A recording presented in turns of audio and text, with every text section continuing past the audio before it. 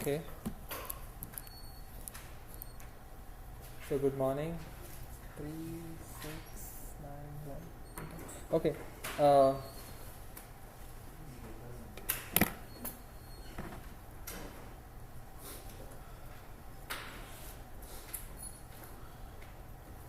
Okay, I'm gonna write down the names of people present. Rashmi, what's your name? Tarun. Yes? Yeah. Abhilash, yes. Abhilash, Ryan, Nikhil. Okay. Start. I mean, I know some of the names, but Michael. Yes. And Rohan. Okay. Did I miss anybody's name? No, right? Okay. Good. So today, I know I rushed over a little bit of association rules towards the end. Do you want me to repeat any part of that, or you're fine with association rules? So how many of you saw association rules for the first time last lecture? Okay. So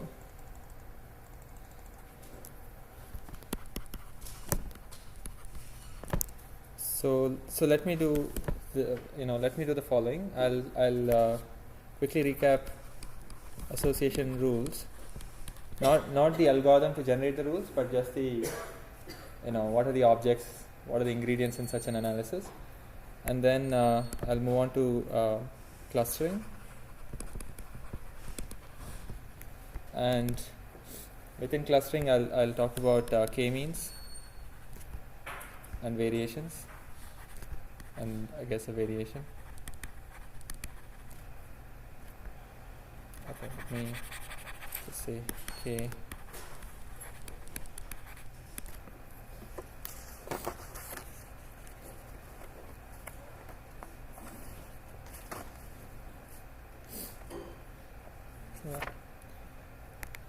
And okay, K-means, K-meanoid, as well as spectral clustering.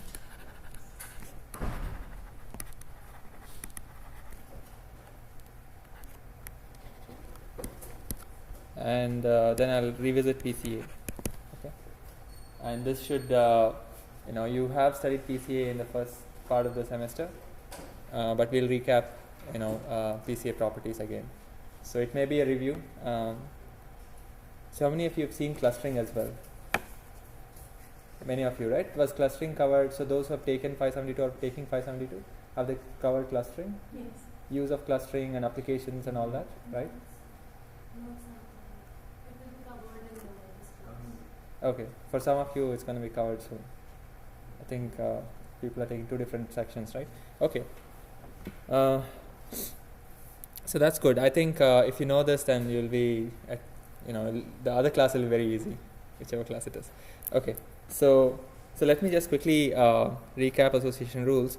So last time I had introduced some general notation, right? So I said, so let's think of we're going to think of a binary setting, but all the association rules can be mined for even non-binary settings. So last time when I used this notation capital S, I used that notation specifically to kind of I guess I didn't directly say that, but that set S can be arbitrary. It need not be just binary. Okay, so what do I mean by that? So last time there were, let's say, x1 to xp variables, right? So it is an unsupervised learning setting, and then I said I had this s1 to I guess sp. So these were the sets of values that these variables were taking. Okay. So, for example, this set can be equal to 0, 1. Each of the sets can be equal to 0, 1, and then you are in the binary setting. Okay, and association rules are just a way to find co-occurring patterns, which means that they are essentially trying to just capture things of this nature, right? So So these are variables. So you're, of course, implicitly we are thinking of, in this class, everything is something to do with joint distribution or distribution. So we're thinking of a distribution on X, and all association rules are trying to capture is things of this nature, right? Probability of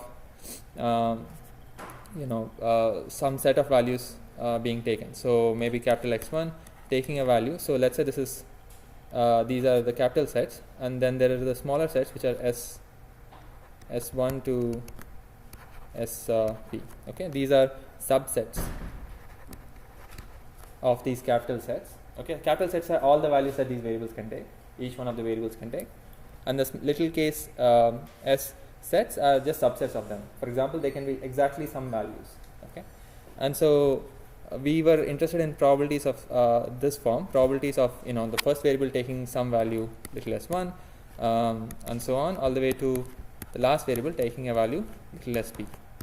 Okay, so at this point I have not really said anything. I mean, this is just a way to say, I have a bunch of random variables. All I'm asking is, tell me what is the probability that a specific configuration takes. Okay, it's not specific configuration or specific realization of these random variables, because I'm saying these are sets. So I'm willing to say, okay, what is the probability that x1 takes maybe 2 values, x2 takes 3 different values, x4 takes 2 different values, and so on.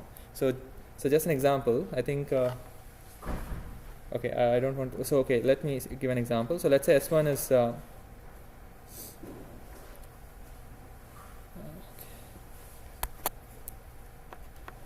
So let's say S1 is 0, 1, and SP is 5, 7, and 9. Okay. Just these are variables happen to take non-binary. One variable happens to take non-binary values. Okay. Then let's and in fact, let's say P is actually equal to 2. So I only have 2 variables. Okay, simple. Just to kind of ground the idea, P is equal to 2, and in fact these are the 2 supports. These are called supports of the random variable. Support just means the value that the discrete random variable takes. Okay, x1 just takes a value 2, 0, or 1. Xp in this case x2 takes a value 5, 7, and 9. Okay. And let's say little s1 is equal to 1 and little s2 is equal to 7 and 9. Okay. So that is what we are asking. We are just asking the probability that x1 takes a value 1 and x2 takes a value 7 or 9. Okay. This is the same thing as saying, this is the same thing as saying probability of x1 takes value 1, x2 takes a value 7, plus x1 takes a value 1, comma x2 takes a value 9. Okay, so this is the same S2 that we're talking about, and this representation above just is an example here below. Okay, so you can actually find such probabilities, and there is no nothing stopping. Okay, so these are valid questions to ask. If you knew the joint distribution, you can ask these probabilities. What are these numbers? You don't know the distribution, and association rules. This approach says, okay, maybe you have transaction logs, which will tell you what the values of x1 to xp are. Okay, maybe in transaction 1. Okay, let me not even write t1. So in transaction 1, maybe this took a value 0. This took a value 7.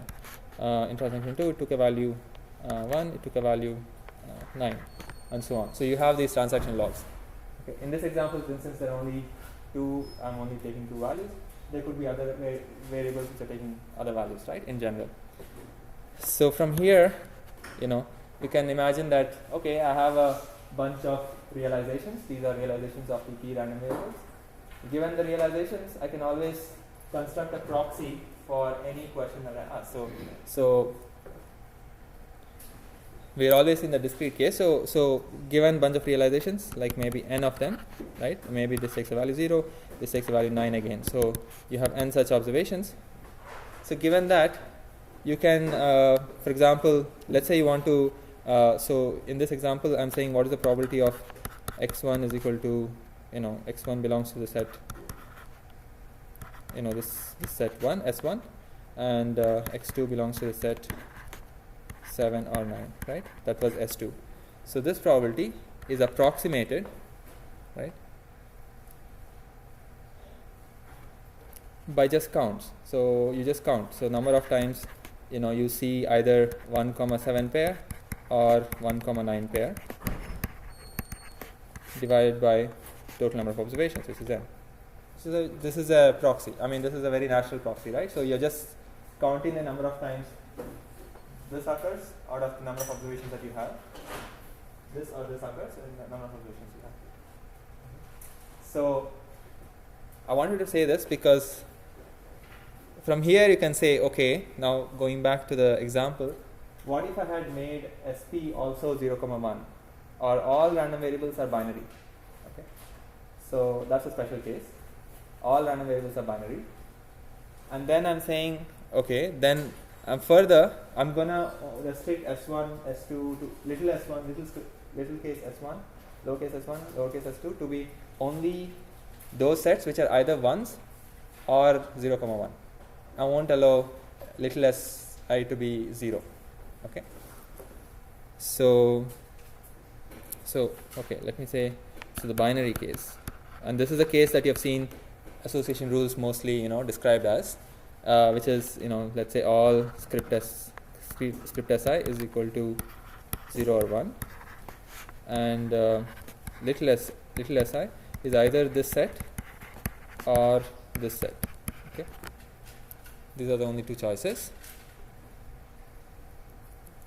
Then this probability that x1 takes a value in little s1 all the way to xp takes a value little sp is the same thing as saying this probability is nothing but is equal to, this is just a rewriting of the same expression in a slightly different way, which is going to be, just look at, so you care about this probability, just look at those little si's where you're saying si is equal to 1.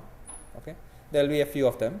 Maybe you're saying s1 is equal to 0, s1 is equal to 1, maybe little s3 is equal to 1, and everything else maybe and this is just an example, and everything else others is equal to 0, 1. Okay, these are the sets. Then this probability is nothing but can also be written as probability of the product of x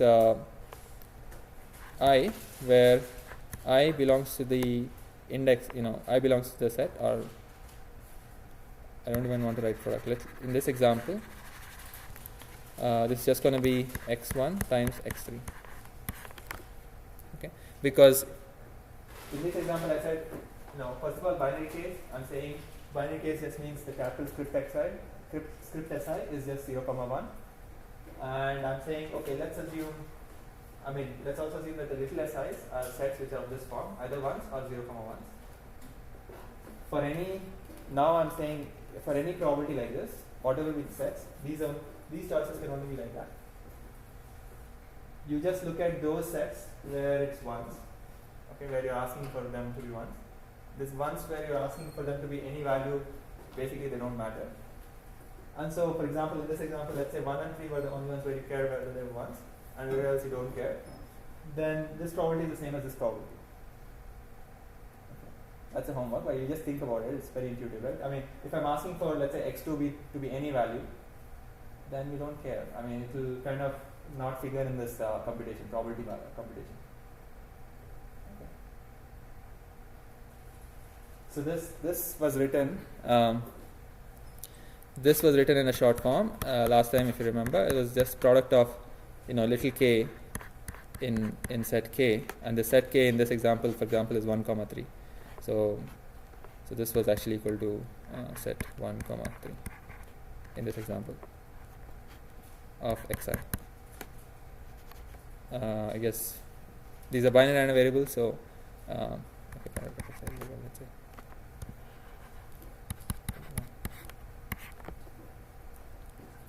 So we're just asking, tell me those, what is the probability of couple of random variables being on and everything else being 0?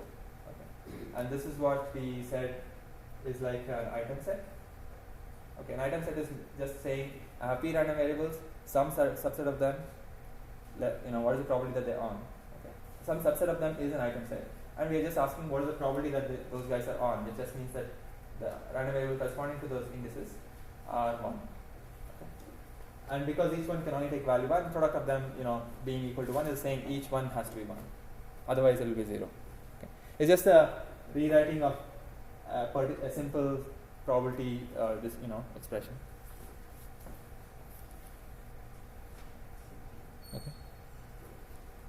So I just wanted to kind of this. So what I'm trying to explain is a little bit beyond what association rules that you've seen, because what you already see in other classes may only focus on binary case. I'm just saying it's just a way to think about the binary setting in a more general setting. So you can always, if you didn't have binary data, so two things. If you didn't have binary data, one thing you can do is always, if you had, let's first of all, we are only in discrete setting, in a sense, each variable, each column is only taking finite values, 3 values or 10 values or something. If you didn't have binary data, that is some variables were taking more values, just make it a dummy variable. Just create corresponding dummy variables. Okay, the corresponding dummy variables will take binary values. Then you have a huge, maybe you'll have an explosion in the number of variables, but each one will take binary values, right? And then you can do your association rules, item set mining that we saw last time. Or if you don't want to do dummy variable approach, you can directly try to compute things. There is no need to, you can always compute things of this nature. Okay. The x2 variable is not binary; it's taking 3 values, 5, 7, and 9. But still, you can compute probabilities of co-occurrences. Okay. It's just that becomes a little bit messy problem. For binary setting. There's a well-known algorithm, so you really don't have to think about it. Just think of a priori that we discussed last time. It will process it. But for non-binary data, you have to think a little bit more about how to create these item sets which have high enough support. So what was support? Support was just the same thing. So this is in the form of a item set. 1, 3 is a candidate item set, and the support of that is going to be basically the number of times 1, 3 pair occurs, let's say, in this case pair or whatever occurs, divided by n, basically.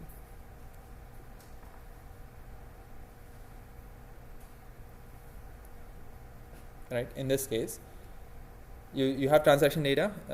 Maybe it's it's something like this. Maybe there are x1 here, but x1. X2, x3, x4, x3 I didn't write the column, but you can just look at those rows where it's ones and then divided by n. Basically, that's the support. Okay. So what a priori was doing last time was just picking up those item sets which have high enough support in a clever way, and that's the most important key contribution or key aspect of a priori. That the way it was going from just singleton item sets to 2 size item sets to 3 size item sets, right, was such that if it wants to look for 3 size item sets with at least some support, then it's only going to look at those 3 size item sets whose subsets, 2 size item sets, were also item sets in the previous round which had high enough support. Okay, that's the only key aspect in a priori, and that was a way to generate item sets of high enough support. Okay, so maybe you maybe generate sets. Let's say I'm just using arbitrary indexing. Let's say k1 to km. So what is k? Each k is going to be some item set, in the sense of it's basically going to be indices, like maybe 1, 3 in this case. Maybe it has high enough support. Maybe km, maybe something else is let's say kj. Maybe is 1, 3, and 7, and maybe km is something else. Let's say 1, 3, 7, and 10. And it doesn't have to be like this. Maybe it's whatever. Some bunch of sets that you collected which have high enough support. And support I just described as basically counting and normalizing. Okay. And then towards the end I described, okay, let's justify. So we already justified the name association, because item sets are basically proxy to say these variables are associated with each other, as in they occur with high enough probability in the data set. High enough probability in the data set. Okay, that's all. Association just means that. The rules part is what I'm going to justify now. So is association part clear? It's just frequent item sets. It's called frequent item set mining actually. And this is what you get. Frequent item set mining's output is just this. From here you want to say, how do I get the rules? I mean, why do I care about the rules? So here you have already like gotten some characteristic of your data set. You know, it's some reduced information about your data set. You had a huge set of transaction logs, maybe a million rows. From there you said, okay, given that I have created M sets, maybe M are 10 or 100, which are highly co-occurring. You know that these patterns, you know, these being on at the same time is pretty, you know, not rare and pretty common. Okay, that's all you've reduced from the data set.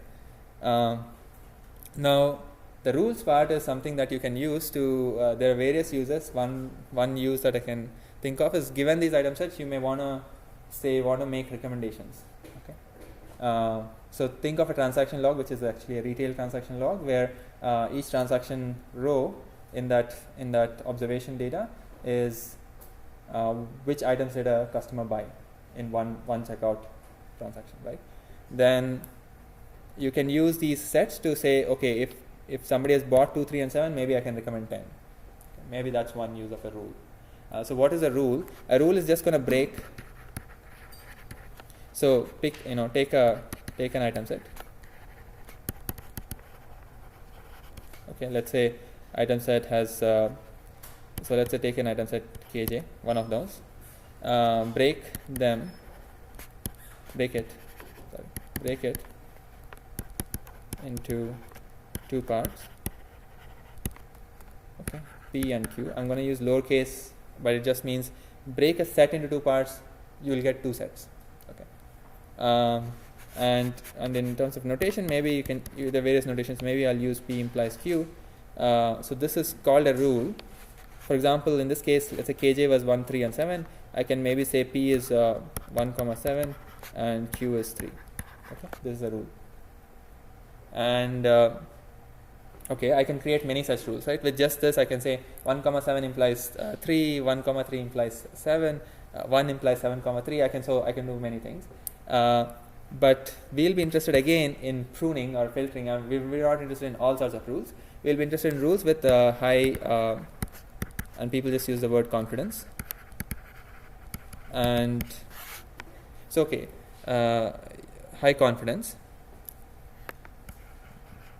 which is just a ratio of supports. Okay. So just coming back here, a support is just this number over here that you compute from your data. It's a proxy for it's a proxy for some probability of some random variable equal to 1, right? Now, confidence is actually nothing but a conditional probability. Okay, it's a proxy for a conditional probability. Okay. In particular, it's a conditional probability of P, P and Q. It just means that, you know, P or not. Let me not use and P and Q are sets, right? So P union Q. Union just means you join it back, which is the original KJ, let's say, divided by the probability of P. Okay. So remember, P and Q are just sets, just like item sets. So P and Q are also item sets. Okay, right? P and Q are also item sets because they are subsets of item sets. So P and Q are some item sets. Maybe they don't have high support. That's not worry about. Actually, they will have high support because of the way we generated. You know, because of the way a priori works. For example, you will not have a set 1, 3, 7 if 1, 3 doesn't have a high support, or 3, 7 doesn't have a high support, and so on. Okay. So confidence of a rule of this form P implies Q is nothing but the support of P union Q. You join that item set and you get some support. Sorry, conditional probability by definition is this.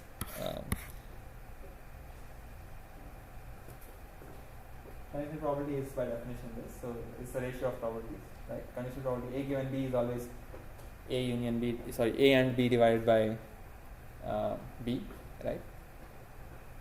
And confidence is just going to be, I mean, looking at confidence has to proxy this guy. And we know each one of these is essentially proxied by a support, so confidence is just a ratio of supports. Confidence is a number that I compute again from data. And because confidence has to kind of approximate this guy, and this guy is just a ratio of two probabilities. And I know that support is approximately computing proxy for these two guys. So I can think of confidence, I can compute confidence by a ratio of supports. Okay. Any questions? Yeah.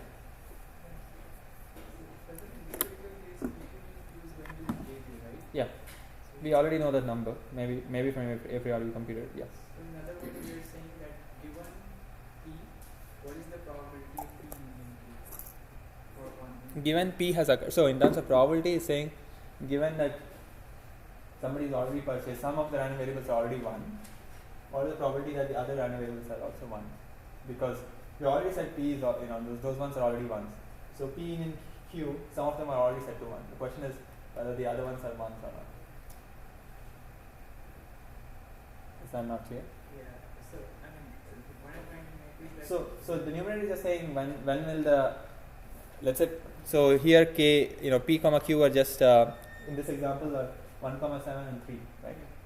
So the numerator is just saying what is the probability that Kj, the random variables Kj is equal to 1. So all the 3 have to be 1. So you just look at that number. Maybe 60% of the time it's 1. And then you look at what's the probability that just 1, 7 is going to be 1. This number is going to be higher than this. So if you consider this condition in like a real example, you said like, let's assume this is an example of people are buying different items. Sure. Yeah. Right.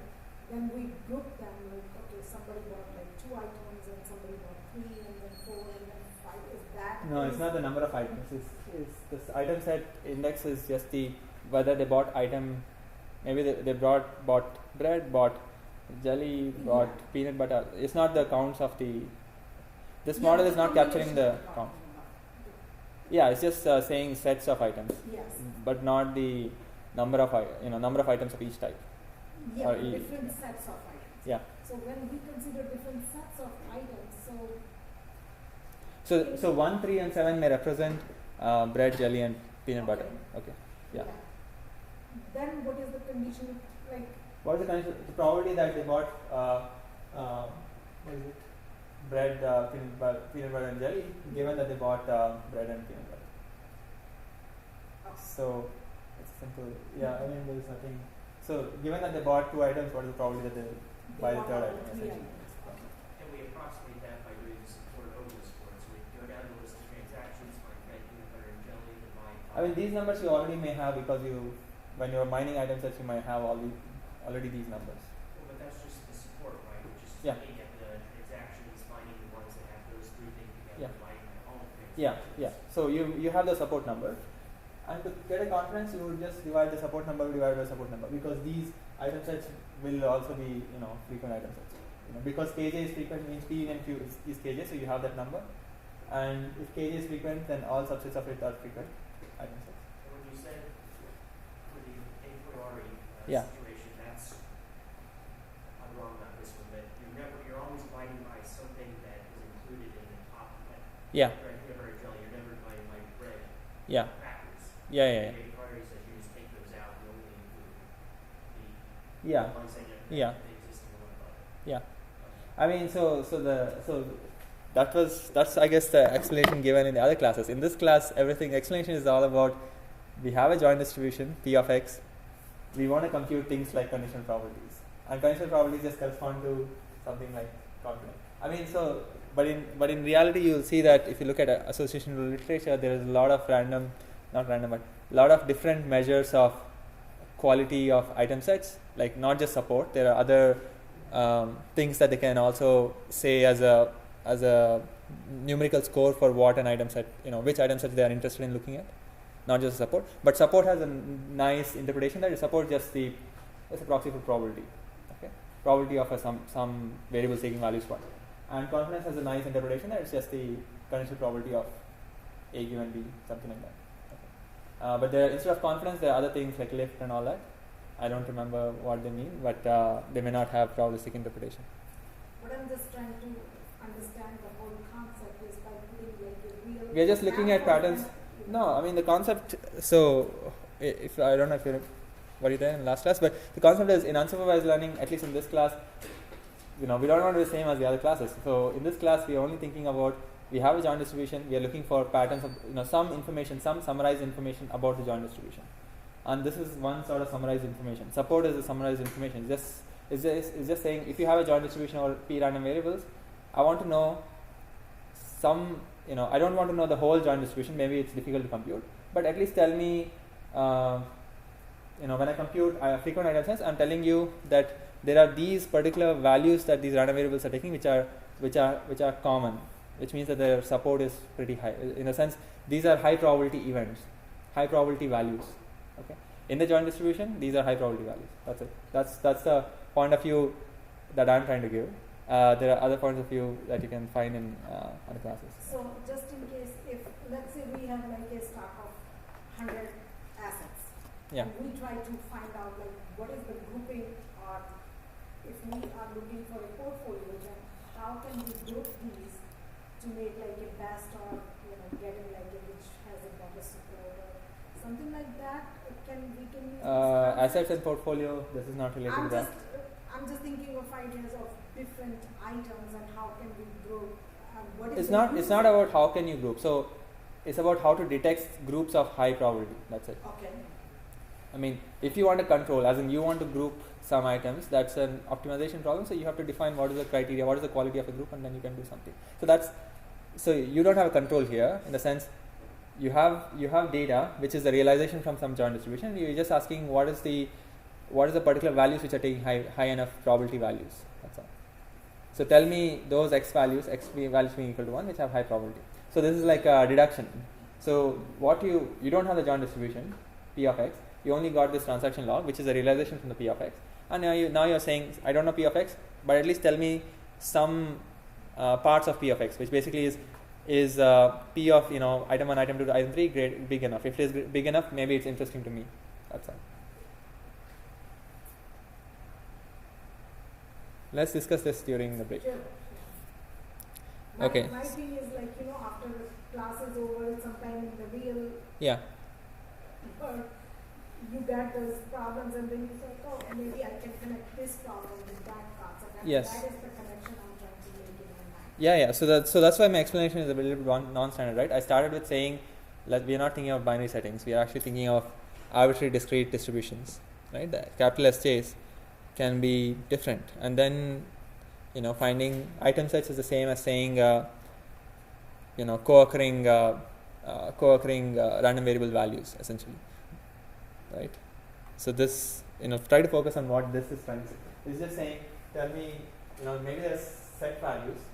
I'm willing to let each random variable take values in each set, and I just want to know its probability. Okay.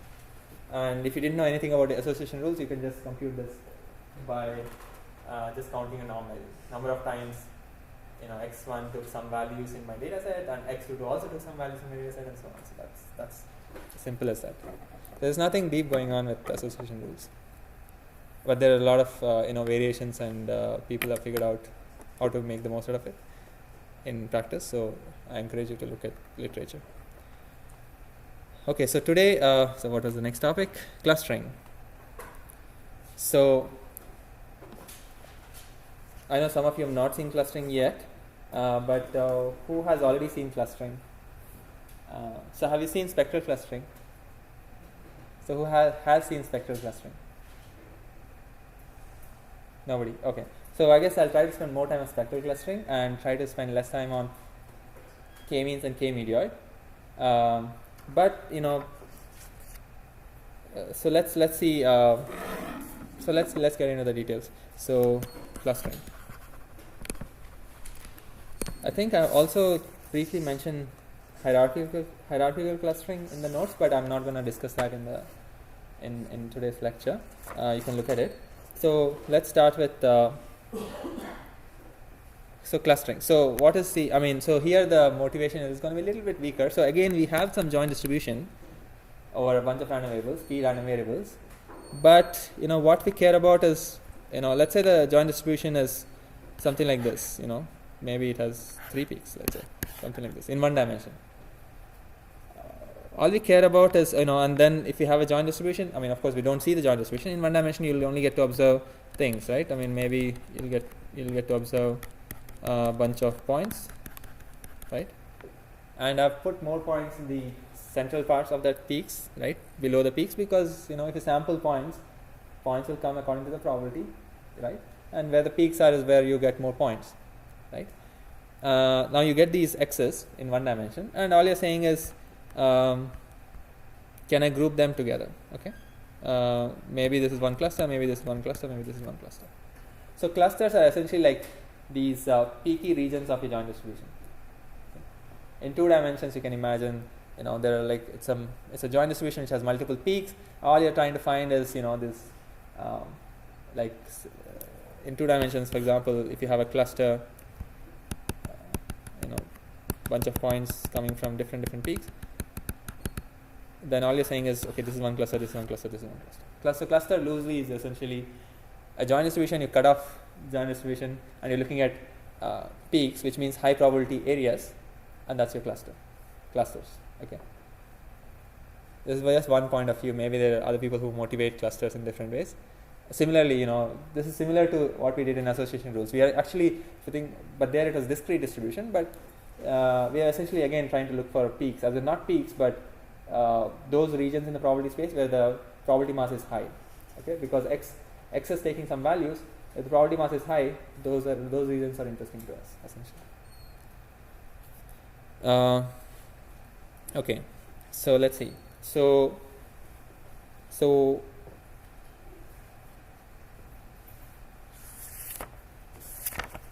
what do we have? So let's say we have data. So there's going to be 2 versions of clustering. I'm going to first start with Kmeans and then K-median. So let me start with, so what do we have? So we have these random variables x1 to xp. So maybe there's a realization little x1 all the way to realization little xn. So these are your rows of your data, right? Now we don't have y's, as I'm repeating again and again. So we have these observations. So from here we need to just create a box which will give us clusters, which just means that what is the cluster that x1 belongs to? Cluster for observation 1 and all the way to cluster for observation n. Okay, some cluster identity. So what is this cluster identity? I'm going to say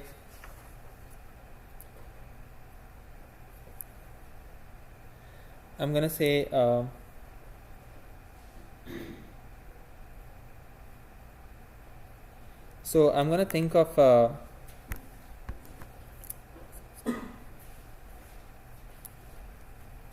so we want to create this box. Actually, we have data from which we want to kind of get a cluster identity for each observation. So this belongs to cluster 1, cluster 2, cluster 3. So let's say there are 3 clusters. So there are only 3 clusters. That, in the sense, I am by design, I just want 3 clusters. Okay, example, or k clusters, but doesn't matter. So all I want is for each, I want to create a function. Okay, essentially that's what it is. I want to create a function which, given observation index I, will tell me whether which cluster it is, like cluster 1, cluster 2, or cluster 3. Okay. So for each observation I, so I is going to be, for I is equal to 1 to n. Essentially, what I want is a function which says, okay, if it's observation 1, then it's going to be one of it's cluster 1, cluster 2, cluster 3. Okay, that's my that's how I'm labeling the clusters. Cluster 1, cluster 2, cluster 3. Okay, so this is going to be our important object. This is basically what we want to get.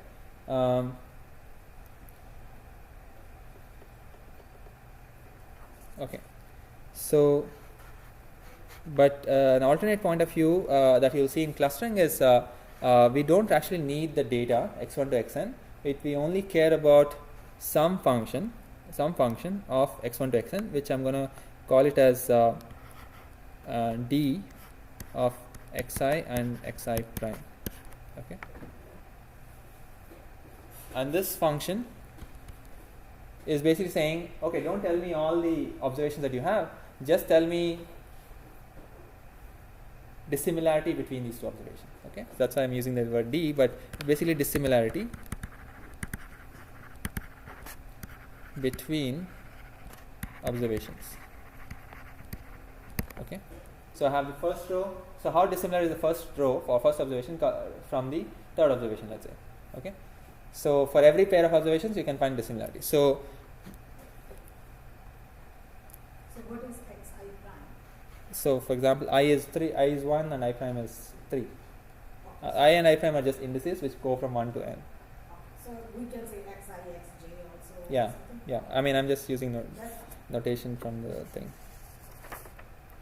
So an example dissimilarity is d of xi and xi prime is Euclidean distance, okay, which is just the sum of so let's say j is equal to 1 to p now. So let's say each x is p dimensional, right, that you saw.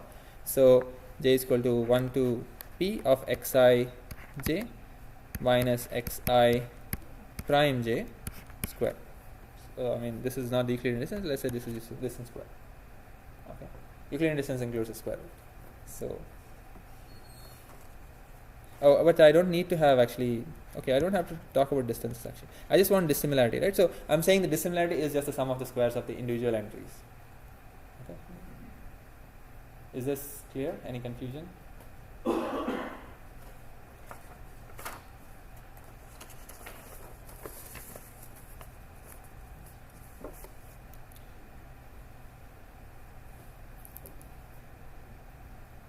And you can also have dissimilarities between. So here there has to be some notion of. So when I wrote this, like you should immediately ask, like, it doesn't make sense for categorical variables, right? If x, let's say, there are p coordinates here, right? x1 to xp. Let's say the first coordinate is saying some categorical variable, whether it's a dog or a cat or a fox, and then how do you compute dissimilarity between dog and cat and dog and fox and cat and dog, right?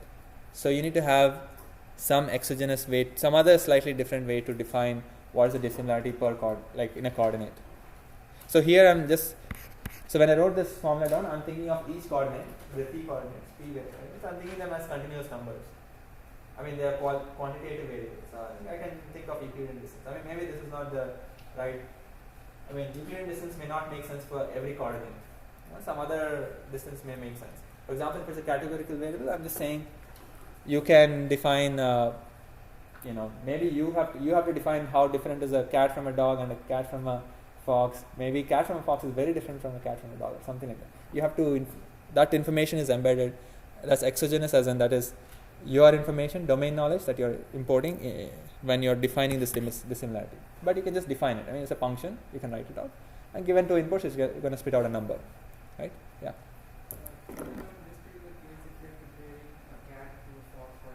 Yeah. The point or the row has multiple features, right? Yeah. So I'm saying if there's a variable which is a category which has exactly labels cat, fox, and dog. Okay, it may have. Yeah. I mean, if it's a cat and a fox and there are features of them which are all continuous, then you can just use this candidate. I mean, but this is not the only choices. I mean, there are other choices. This is just an example, actually. Yeah, this is just an example.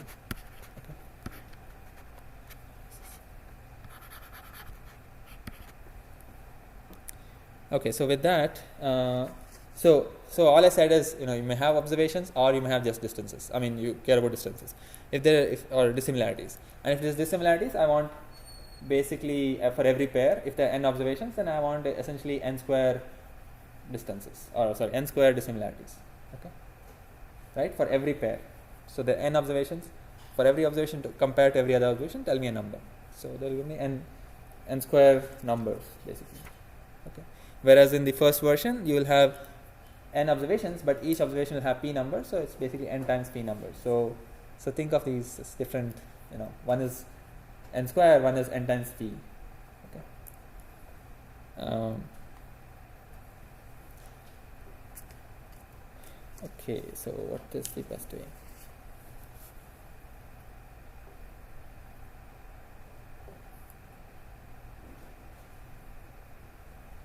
So with that, so the reason why I describe dissimilarity is because you can compute dissimilarity even if you have the observations. That's obvious, because if I have the observations, I can put them in the formula and get the d numbers, right? Sorry, the n square numbers, right?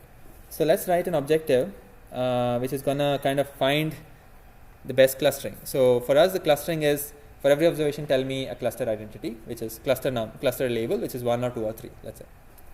Then I'm gonna write a objective, okay? So which the objective is gonna be a function of the C, and by varying C, I'll get different scores, and by appropriately changing the cluster labels of each observation, I'll have a higher score, a lower score, and I prefer, let's say, low scores. Okay. And what is that function? That function is going to be W of C. It's going to be something like this: 1 by 2, some more k is equal to 1, 2, 3, some more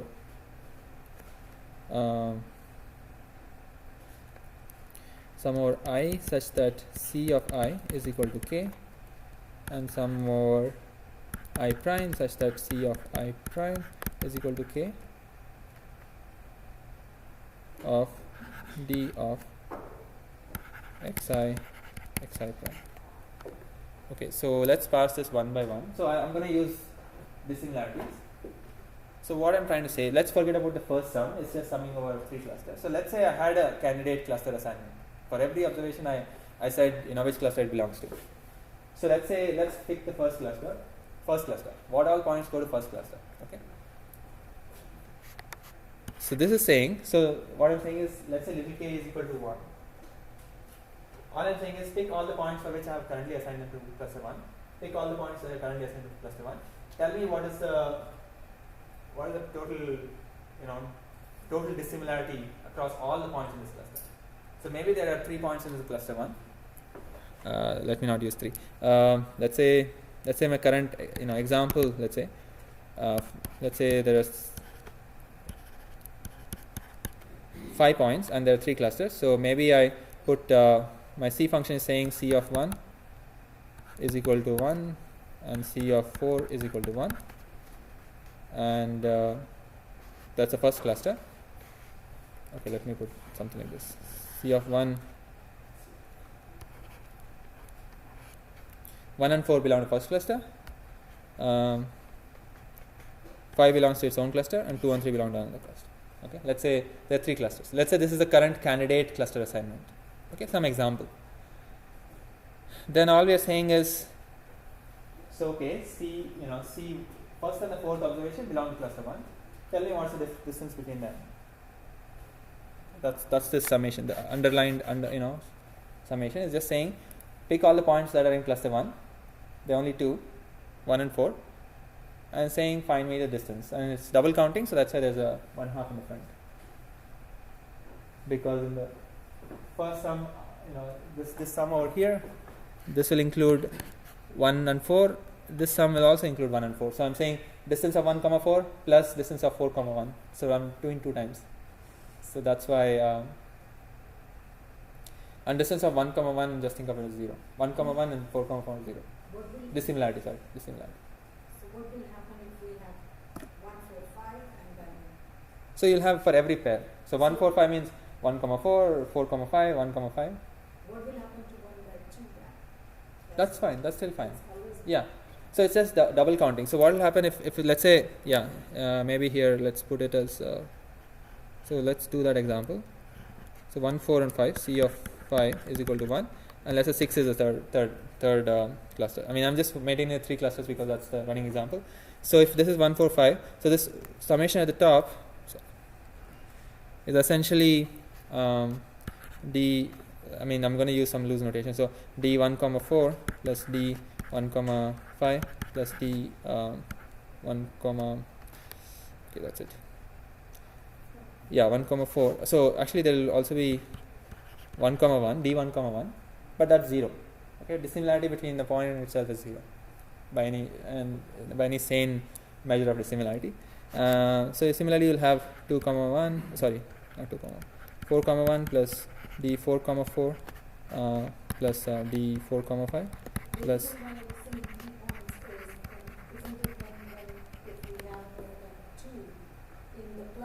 Yeah. We will have a dissimilarity of 1, 4 and then 1, 5 and then 1, 6 if there are 3. There are 3 now, and this is pretty much the summation that I expanded out. Right? Is there anything missing? So in this, think of D11, D44, D55 is 0. That's not very good. And you can see that basically I'm double counting D14 and yeah, D41 is Okay. basic. So okay, another thing is so it's supposed to be symmetric. The measure is symmetric. Okay, if one is dissimilar to the other and the other one is equally dissimilar to the first one. Okay. So that's double counting is the 1/2. Yeah. Okay. So let's say this is the objective. This objective is hard to optimize. Okay. I mean, because first of all, it's cluster assignments, right? It's like saying, I can put, like for the first observation, I can have 3 choices. For second observation, I have 3 choices. Third observation, I have 3 choices. So for let's say 6 observations, then it's 3 times 3 times 3 times 3 times 3. So all the choices, the number of choices, right? So if 1,000 observations is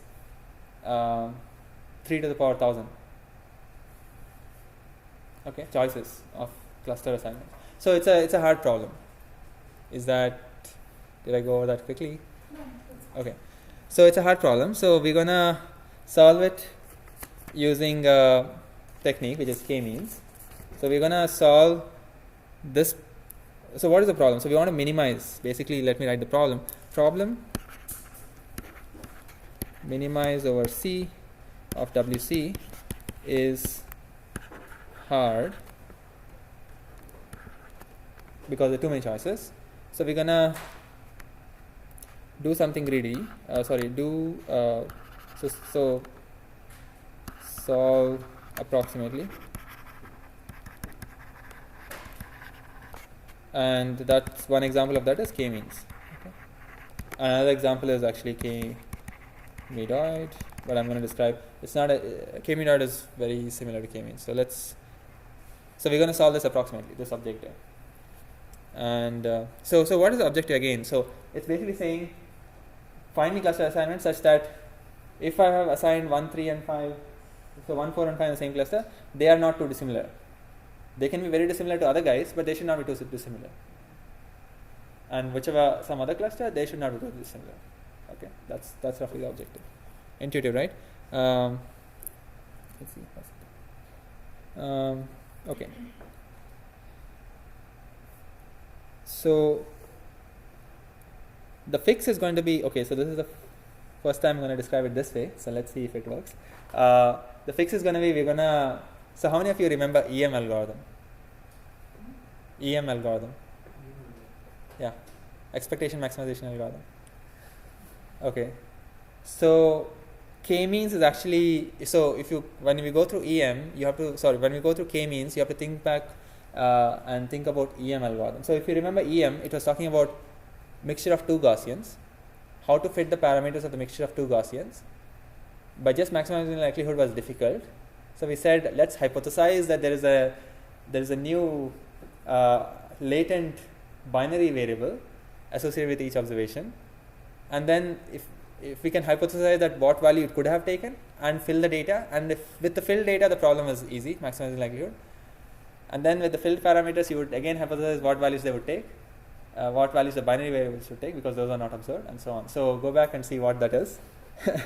But I'm going to describe K-means now, which is going to be, so instead of, I want to minimize C, find a cluster assignment. I'm going to make a problem which is going to be W of C comma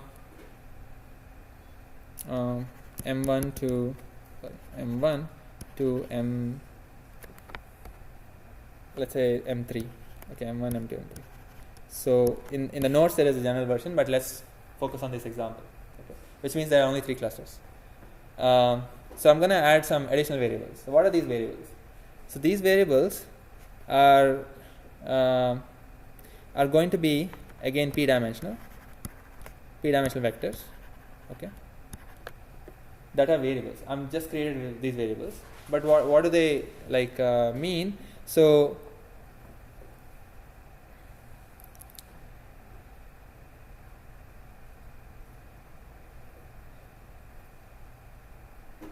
okay.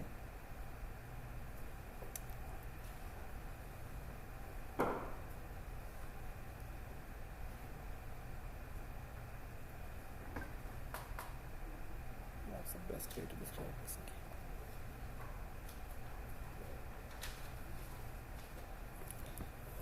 So okay, so this is some other objective. It's yeah, I mean you can see that. Let's call this W tilde maybe. I mean I've not used this notation in the notes, but I mean this is a different problem, of course, because it has new variables. So what is the problem going to be? This is going to say find minimize over C, which is going to be the same type of cluster assignment business. I'm going to write the whole thing and you'll see what the problem is. And over, of course, M1, M2, and M3.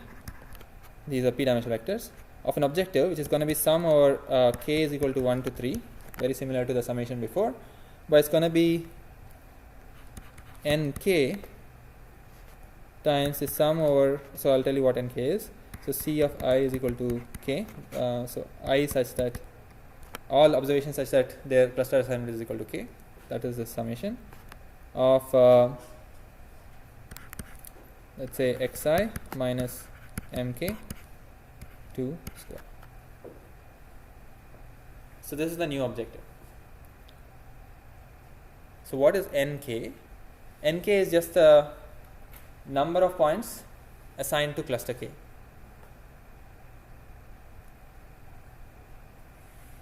Okay. So of course nk also depends on I would say if you really want to write it, and it's nk of C. So given the cluster assignment, I know so there are 3 clusters, right? Like in the previous example, there are 3 clusters. So n1 of C, given the cluster assignment, n1 of C is 3. 3 points are assigned to first cluster. N2 of the given C is 2 points are assigned, and 3 of the given C is 1, right? So that's n. And I've changed the objective, right? So if you remember, I had a double summation here. I had some, so there were some more clusters. There's 1/2 in the front, and there was a double summation over here. Some dissimilarities here, and in particular, I think of this dissimilarities actually. I mean, I wrote the Euclidean distance actually here. So this, by the way, let me just explicitly write it. So this is equal to xi minus xi prime 2 square. This is the definition. I mean, this you must have seen in rigid regression and all that. So it's just sum of squares of things is just 2 norm square. Okay. So I've used the same thing. So at least the definition of dissimilarity seems the same, but I'm not doing xi minus xi prime. I'm doing xi minus some other variable mk. Okay. Yeah. And instead of double summation, there's an nk times single summation. So let's just make it something like this. Okay. Or actually, I think a better way to write this is not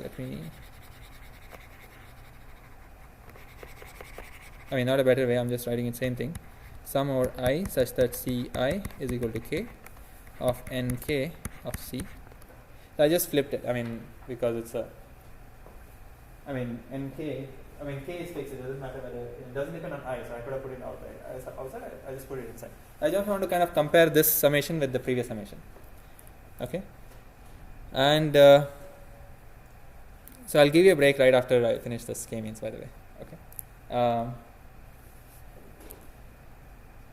So I have this. So I had a hard problem. I want to get to an easy problem, and for that I have created these extra variables, mk's, 3 of them because there are 3 clusters, and I've defined some new objective which involves both C cluster assignment and mk's. And now what I'm going to do is do it in a 2-step procedure and in an iterative way in a for loop like EM. What I'm going to do is solve for M1, M2 and M3 given C, and then solve for C given M1, M2 and M3. That's what I'm going to do. And by doing this, so this I'm going to do again and again, over and over, repeat.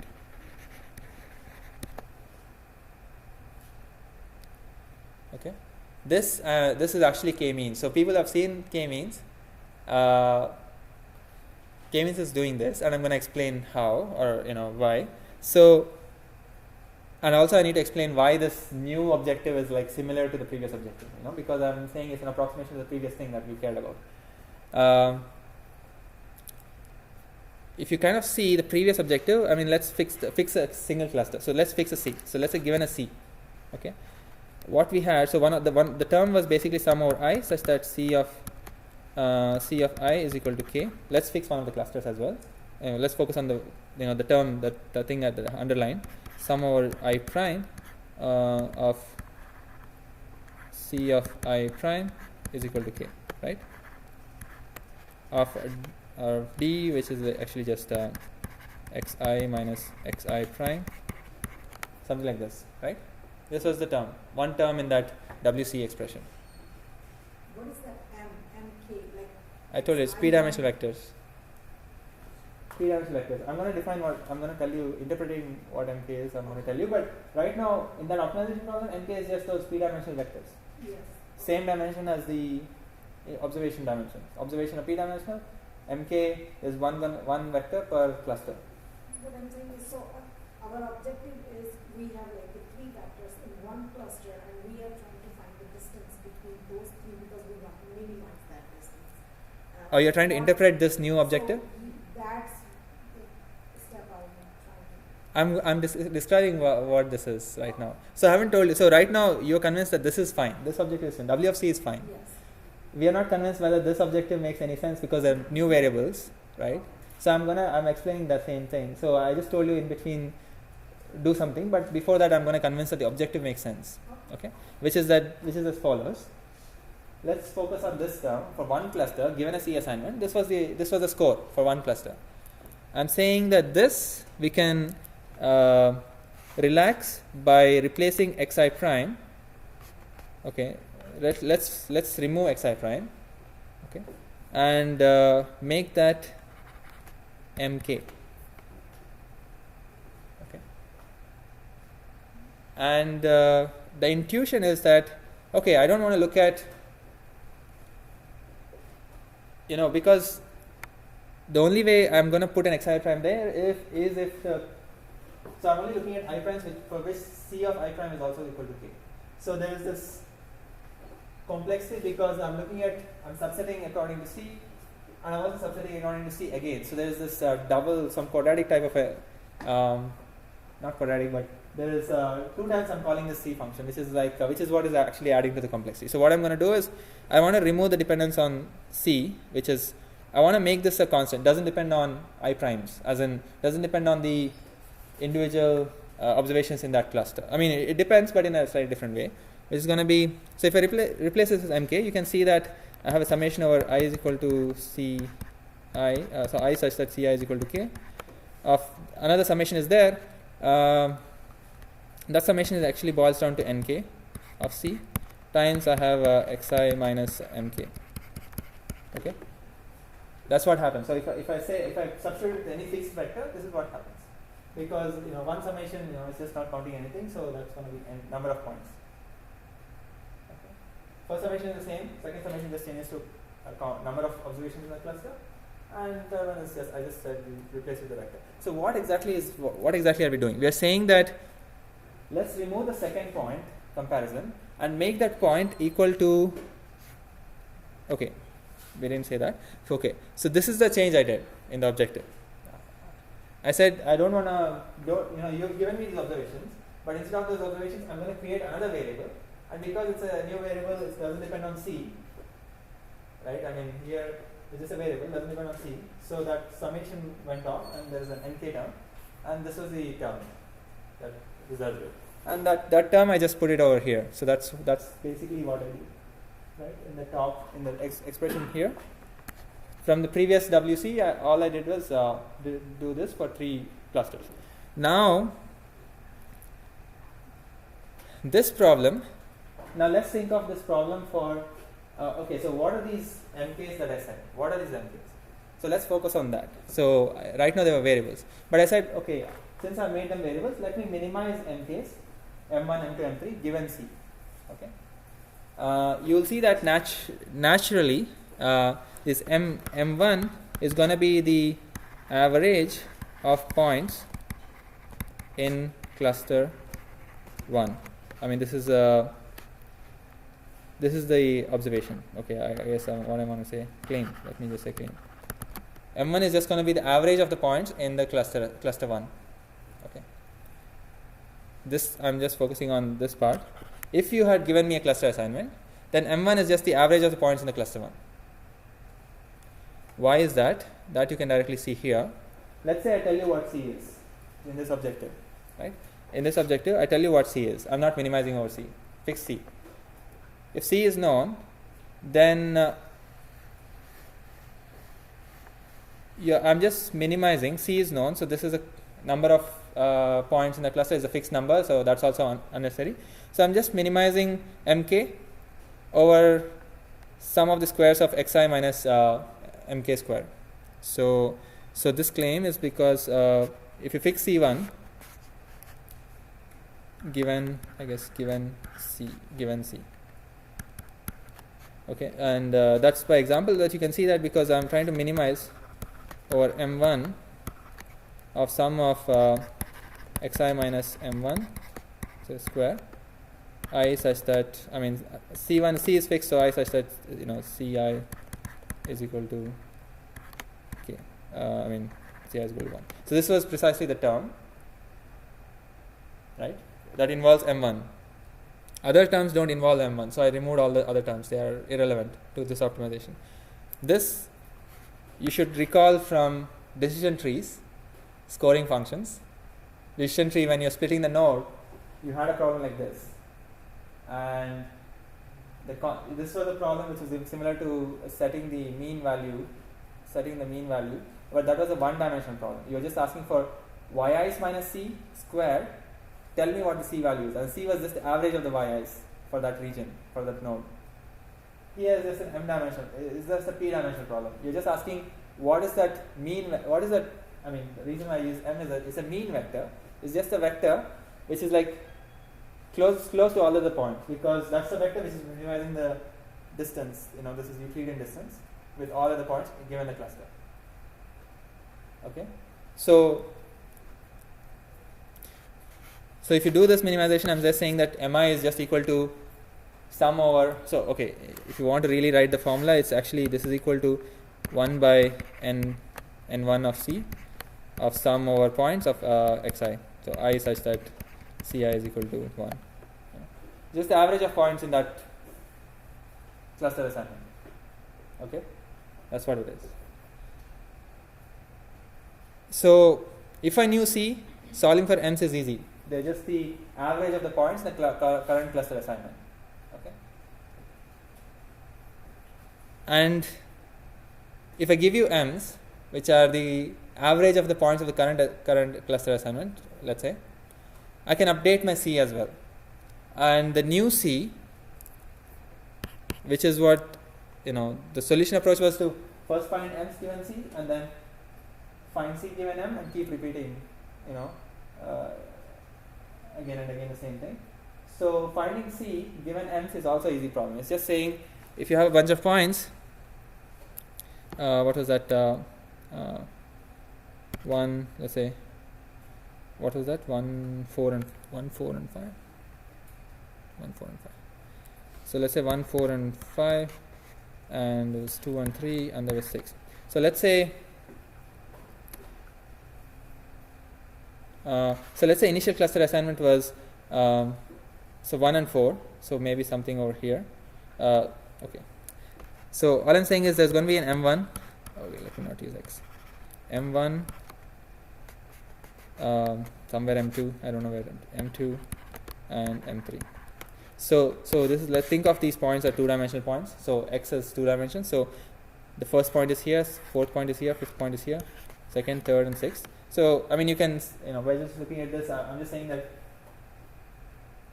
there's a cluster here, there's a cluster here, and a cluster here. It's simple, it's not. Maybe it doesn't look like that, but maybe I should make 3 closer to that. So all I'm saying is you're creating these means of the clusters. Okay. Means of the cluster means. Means of the current clusters. That's what these are. So given a cluster assignment, m's are just the mean values of the points in the cluster. That's what we just saw. That given C, m1, m2, m3 are just the average of the points in the cluster. That's the claim, and I just said this is the I mean, given C, the objective problem that I wrote here, that this is the only term which involves M, and this term solution is just the average of the points in the cluster. Okay. So that's as good as saying if I have points 1, 4, 5 already currently, if the cluster says 1, 4, and 5 belong to the cluster, the mean is just going to be the average of the numbers, maybe some point in between, or something like that. Okay. Same thing for this guy, same thing for this guy. And given the means, so now the second problem of K-means was, of this algorithm was saying that, okay, solve for m's given some assignment, you got some m's, now fix the m's and solve for c. So fixing the m's, solving for c is an easy problem, okay. So that's why we introduce m's. Because we introduce m's, solving for c is easy for this objective. And what is that? It's basically saying, so I have fixed m's, I want to solve for cluster assignments. And the best way to minimize those distances is to assign the points to the closest m. Okay, that's the cluster assignment. The cluster assignment is just going to be, look at every point and your 3 m's. Which of the m's is closest to that, or which of these m's this point is closest to, and that's the cluster assignment. That's it. So that's the second part of the optimization. So you may get a new C. Here you don't, because this is the best solution, but if you actually see the iterations starting from arbitrary C, you will see that ultimately you will get to this. Yeah, I just drew the final thing because that was our original cluster. That's it. When you say starting with an arbitrary C, like when you're starting your iterative process, is that just basically randomly assigning cluster? Yeah, let's say you say only 1 belongs to cluster 1, all these belong to cluster, maybe all these belong to cluster 2, and maybe 6 belongs to cluster 2, something like that, some arbitrary C. Yeah. Okay, you run, but you'll not get to, okay, so it's an approximately solving. Of course, we are not getting something for free. We are at least able to, it's a hard problem because there are too many sources in the first version. The second problem is approximately solving a slightly modified problem, which is this, by doing 2 steps, right? That's what I mean by the 2 steps. Like you only. Yeah, these steps are easy. Of course, because if these steps are easy and I'm repeating easy steps doesn't mean I'm solving the original hard problem. So I'm gonna, if there is an optimal cluster assignment, is the best cluster assignment, I may get to somewhat okay cluster assignment. I may not always get to the best cluster assignment, is what I'm saying. And this is assuming that you've already picked the number of clusters. Yeah, so that's a design choice I made, 3 in this example. And I'm just asking, give me clusters. It'll get you some decent clusters. They may not be the best one which actually can solve, if you could solve the hard problem. Okay, and the relation to EM is that these M's are actually like your latent variables, these hidden Bernoulli variables. So you are kind of estimating M's which are not there in the data, and assuming some values of M, and then solving the actual observable parameter issue, which is the C part. So that's the relation with EM. I mean, I'm just glossing over that, but maybe think about it in your notes. Okay. Let's take a break for a few minutes. So let's resume actually.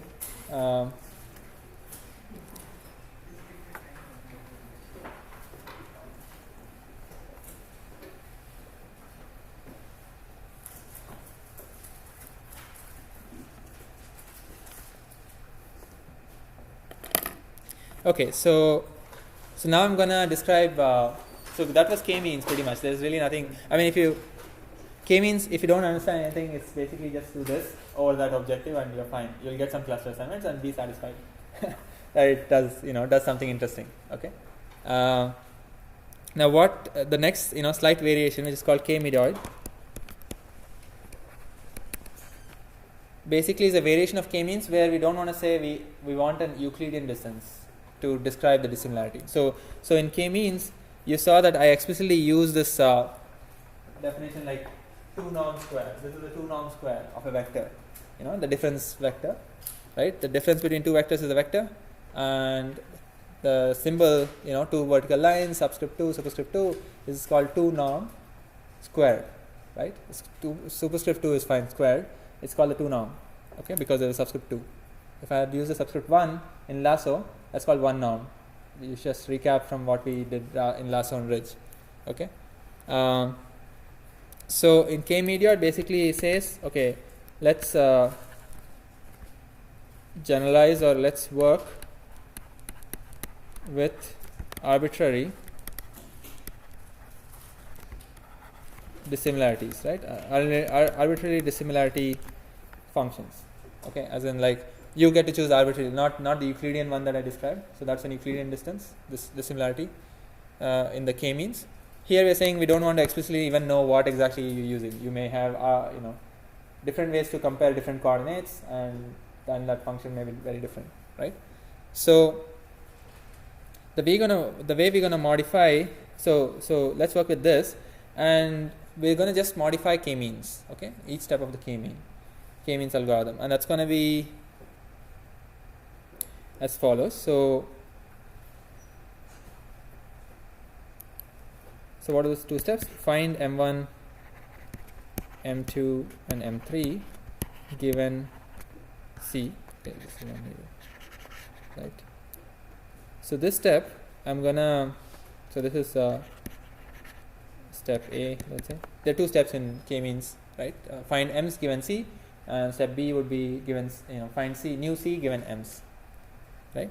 So here the change problem would be M1 is min over. So first of all, when I said in K-meteor, let's work directly with arbitrary D, I'm saying that I don't need xi's. I just need the distance. This is dissimilarity values. Okay, I just need these n square numbers. I don't want the n times p numbers, which actually is my data set. Okay, so I don't need the actual xi's themselves, which are p-dimensional vectors. I just need these dissimilarity values, these d values. Okay, so right, I mean if I know the d values, that was the objective. WC was just a function of the d values. And we said explicitly we can say d is the 2 norm square and that was K-means. So I don't need xi's. So first of all, there is no good notion of what is M1, M2, M3. I mean, I don't have a vector. How am I going to even think of? I mean, that means I don't even know what dimensional. I don't even probably know what dimensionality is that vector. Maybe it's p-dimensional. Maybe it's 2p-dimensional. I don't know. Somebody processed these dissimilarity values, gave me that matrix of dissimilarity for every 2 observations. What is the dissimilarity? Somebody gave it to me. I don't even know what the dimensionality of the observation says. So I'm gonna. So what is that? So instead of M1, M2, M3, I'm gonna call them.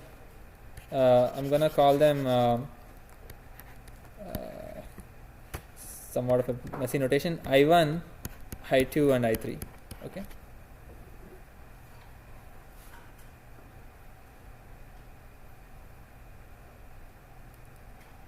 And you will see why I'm using I subscript something here.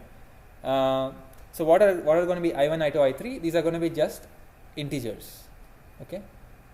In the sense they are just going to be one number. M1, M2, M3 in the previous K-means was actually p-dimensional vectors. Here there's just going to be one number. And what is the change here? So I1 is going to be. So actually this is not min here. Okay, fine. Is going to be argmin over. Okay. Argmin over all the j's that such that Cj is, let's say, the first. So given C, we've been given C. So let's focus on the first cluster. Okay. In the sense, currently we have a C, therefore we know some candidate points in the first cluster, right? So pick, maybe there are 3 points in the first cluster. Same running example. So so let's say the current cluster Cj actually. So let's say J is actually equal to 1, 4, and 5. I guess. What is it? 1, 4, and 5. So currently, let's say J. So J is basically the index such that the cluster value is 1, right? So that's 1, 4, and 5. So J is going to be a value which is 1, 4, and 5. I'm going to pick that J that minimizes this value, and which is very natural, which is equal to sum over now I such that Ci is equal to 1 of D. Okay, I don't have xi xj. Let's say D I comma j.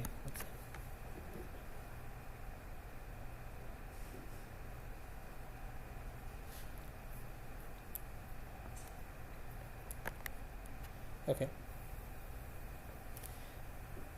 So what changed? All I'm saying is, since I don't know the vectors, all I'm saying is let's pick an index within the current points in my cluster. Okay. So if there is points 1, 4, and 5, just pick one point, one index, index of the point, which has the lowest distance to all the points. Okay.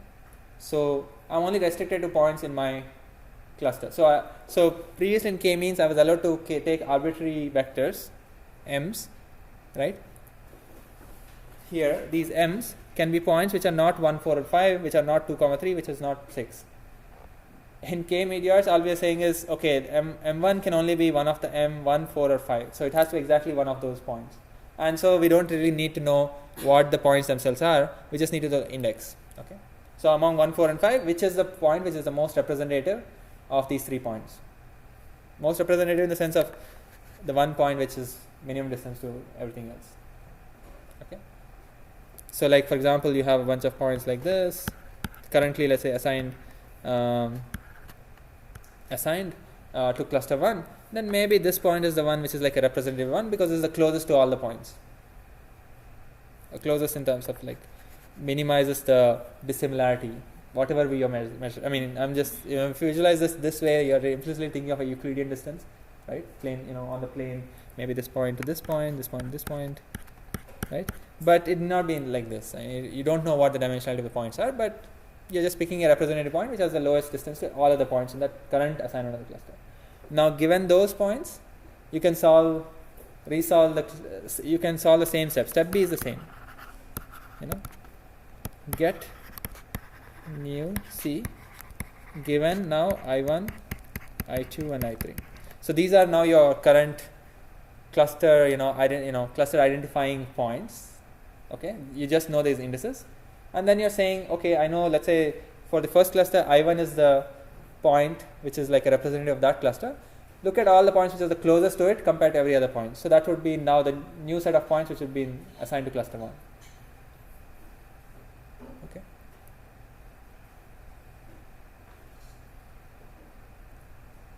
So get mu C given just these points which are not, which are going to be one of the candidate points, which are one of the points in your data set only. So that's the restriction, and that's why we don't need any explicit notion of the points themselves. We don't need the points themselves. We just need the D's, the distances. Sorry, dissimilarities values. Any questions? Yeah. We don't need the points themselves, but the whole idea of finding these indexes is to put them on one of those points.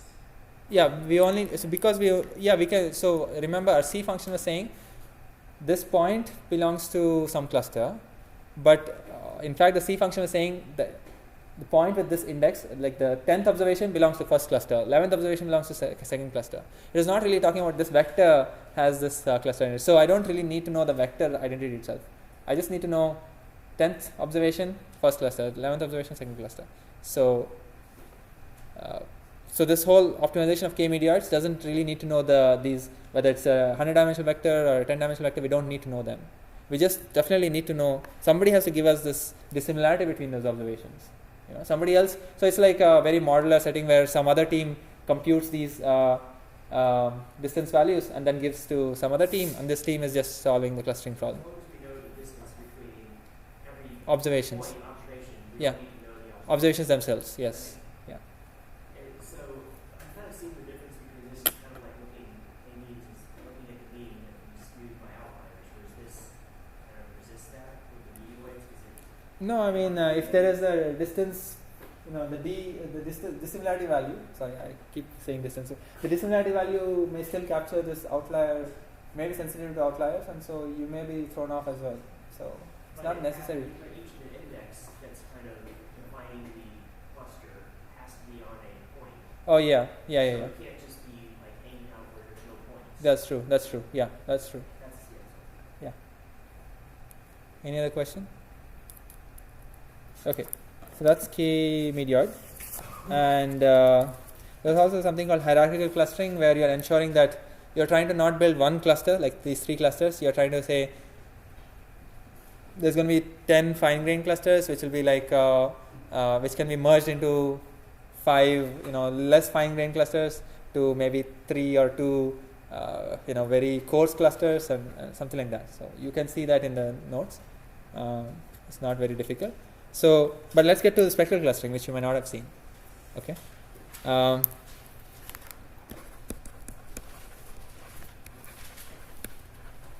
And then I'll get to PCA in a few minutes. So spectral clustering. So what is spectral clustering? So why do we need all these different methods of clustering? Because we cannot solve the original hard problem. If you could solve the original hard problem, we don't need all these hundreds of methods. Okay. So that's why we have K-means, that's why we have K-meteoids, and we have spectral clustering. And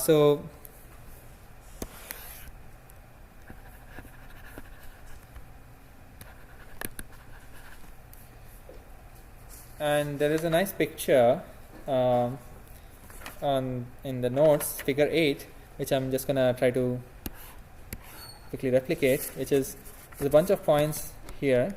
Okay, these are actually points. And there's a bunch of points around it. And there's a bunch of points around it.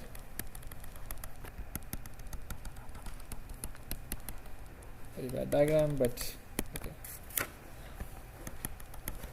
So if you apply K-means or K-meteoids on this, it's gonna, so here a bunch of points in 2D plane.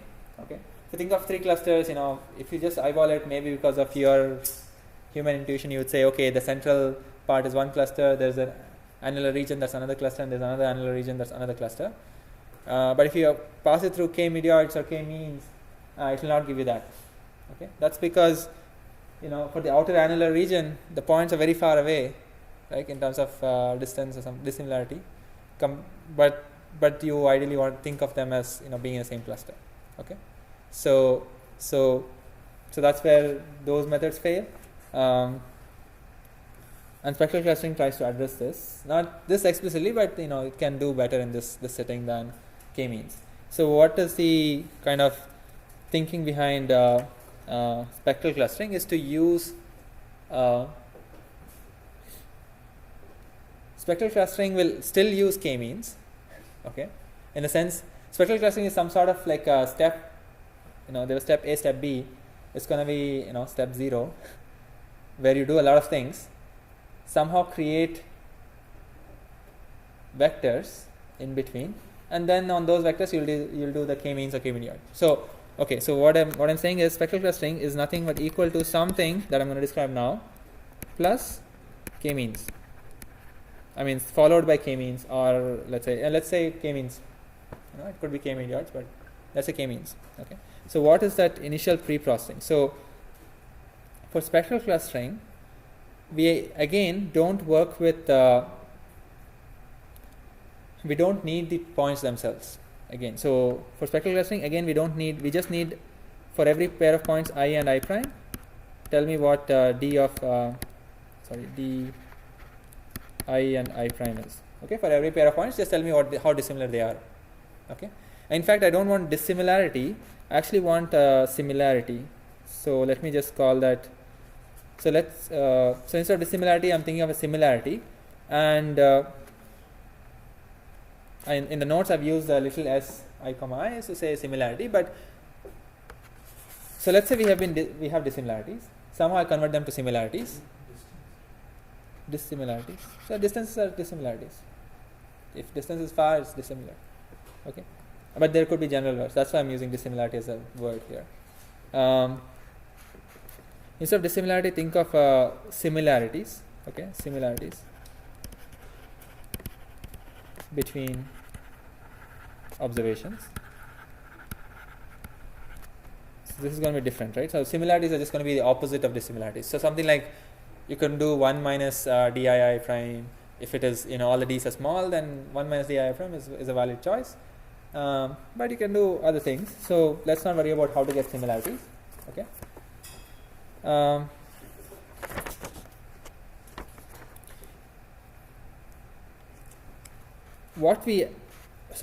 Similarities, what we're going to do is we'll arrange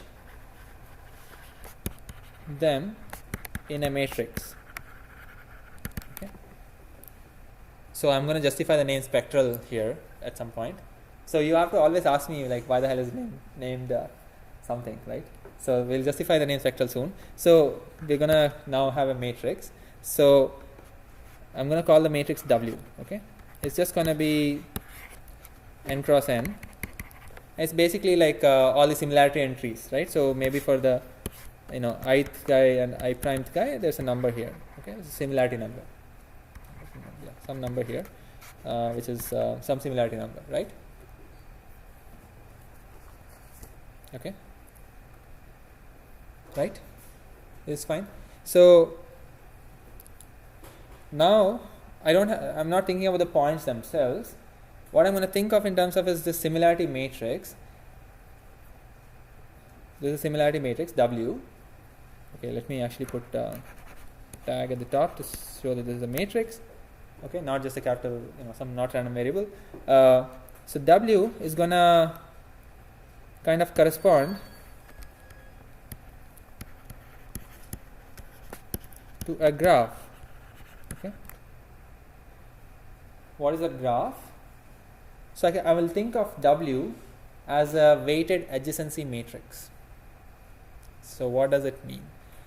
So W has numbers, right, and they're all positive numbers because dissimilarity is positive. Similarly, I want to ensure the similarity matrix is also, some nice property, right? So let's say it's all positive numbers.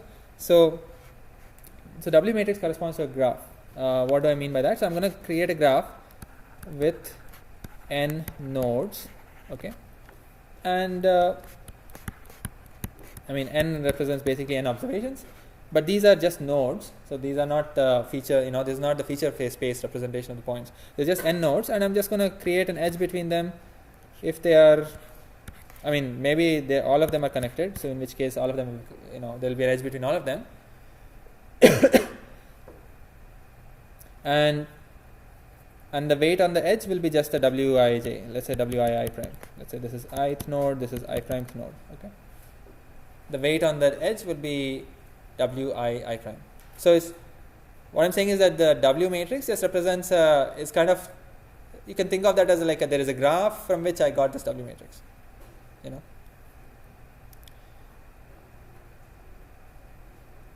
Is that clear? So high W's means more similar. Very low W's or 0 means there's no similarity. Okay. So you have this weighted adjacency matrix.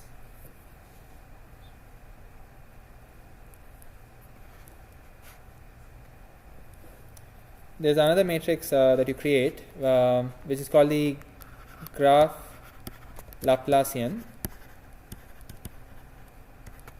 matrix. So that was the adjacency matrix, or basically whatever similarity matrix. The first object was similarity matrix that we got by just going from dissimilarity to similarity is easy, and given the similarity matrix we can create the graph Laplacian matrix. This is a new matrix which I'm going to use L, and this is going to be equal to a matrix minus W. Okay, the W matrix, the similarity matrix or adjacency matrix. And what is that intermediate matrix? That's just going to be some numbers on the diagonals. So it's basically diagonal matrix, basically zeros everywhere. It's going to be a bunch of numbers on the diagonals, and the diagonal numbers are just the sums of the rows of the adjacency matrix. Okay, so what I'm saying is that there's this diagonal matrix whose like for example first entry would be sum over W1 I is equal to 1 to n. Okay, this is going to be the first entry here, this entry star. Okay, it's a diagonal matrix. So basically, the row sum of the adjacency matrix. Okay, it's just a definition of this matrix. So why do we care about this matrix? I'm just going to immediately tell you. There are two things I need to tell you. Why are we saying spectral clustering, and why are we doing this transformation of the similarity matrix? First of all, going from dissimilarity to similarity to adjacency matrix. This Laplacian matrix. Okay.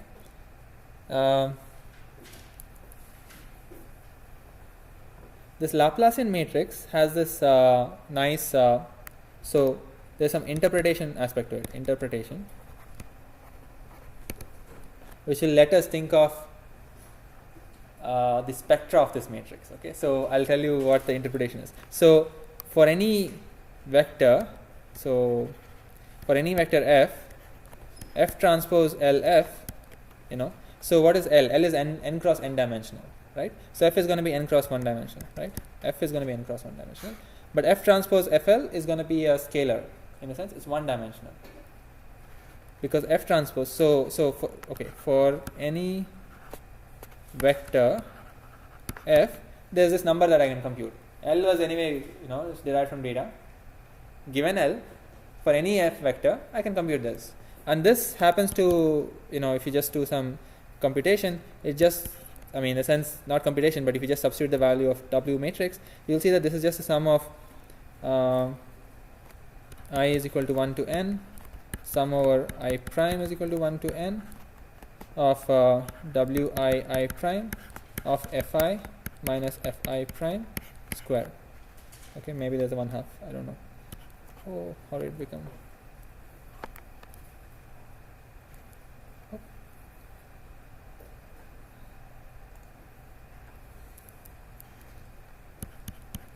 Let's say maybe 1/2, doesn't matter.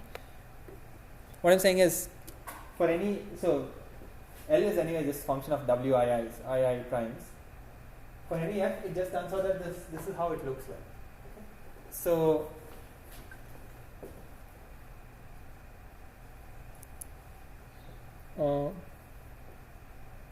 and if you let's say if we let's do this. Let's say if you want to minimize f transpose LF, okay, over f vector, what are the values of f I can give?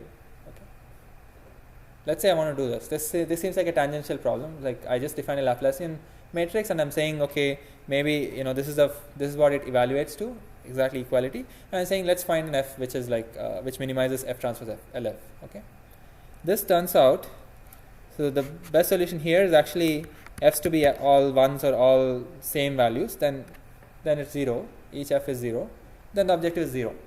Okay, for any other values of f, this function is positive, so this f transpose LF is greater than 0. Okay, so actually so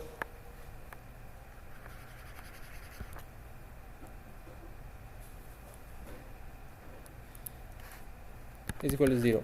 Okay, minimum of this is 0 and f is equal to 1. So in the sense, it's all ones vector. So all ones, basically n cross 1. So it basically assigns one, so value of 1 to every node.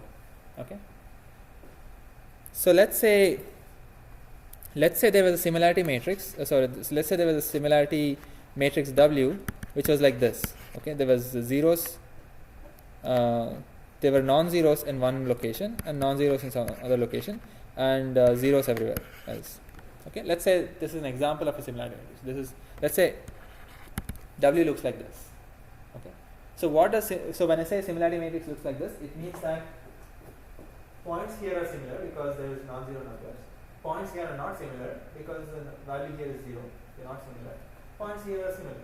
Observations here are similar. Right? So for this example, you can actually see that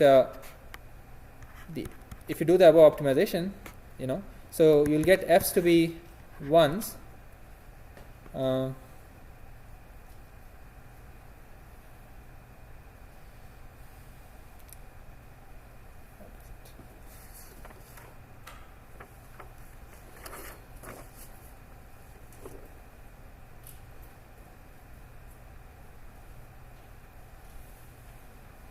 Okay. So you'll see that there are multiple f's which will lead to the same objective value, which is 0. So the first f is going to be 1s here, 0s here. Or you can also have f's which are like the opposite. All I'm saying is, wherever w's are non-zero, you want to set f to be the same, which is like, let's say something like 1s. And then you also have the choice to set f's to be 0. Okay? Because if I set f's to be 0s, then the whole term is objective is 0. Right?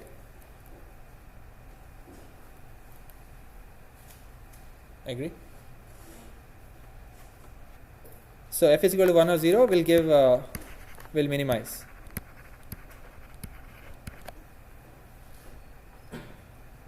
So let me just backtrack just to kind of so from similarity matrix we made the graph Laplacian matrix, and we kind of arbitrarily are now thinking of some arbitrary optimization problem like this.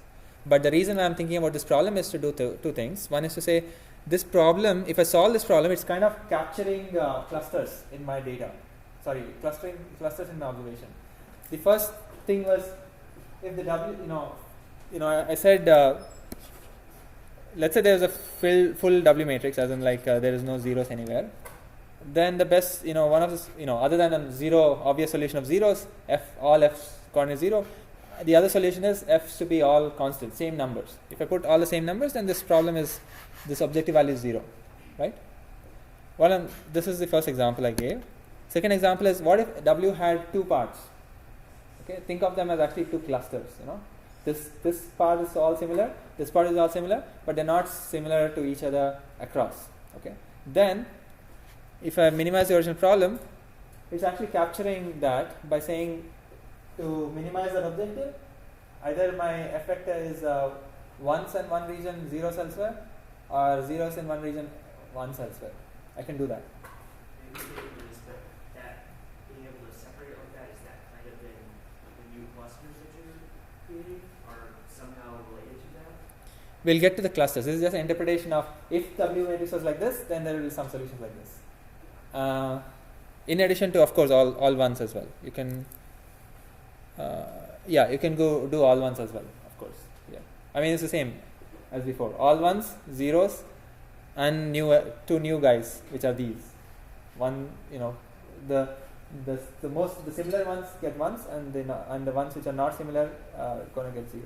So what I'm trying to allude to is that minimizing this problem is letting you identify clusters. That's the, I guess, takeaway by looking at, why are we looking at this problem? It's letting us, like I'm trying to motivate that it's letting us identify clusters. Okay. Of course, you don't want to, if you just minimize the problem without any constraints, you can set f's to be zeros or f's to be all constants and you're done. There's really nothing going on. And then those don't identify clusters. So you don't want those solutions. Except for those, you want to say, I want to minimize, you could potentially minimize this and identify clusters. This is the example to kind of justify that. Okay. And so what did I say? So minimizing above kind of identifies clusters. Minimizing above identifies clusters. This is an imprecise statement, but it's imprecise, I guess. Imprecise. But minimizing above identifies clusters somehow. Not somehow, but like this. So that's so given that, I want to also point out that this problem of minimizing F transpose LF, let's say subject to F all not equal to 1, as in F being orthogonal to the all ones vector. In the sense, I don't want to set F to be equal to 1s. Okay. These problems are actually eigenvalue problems.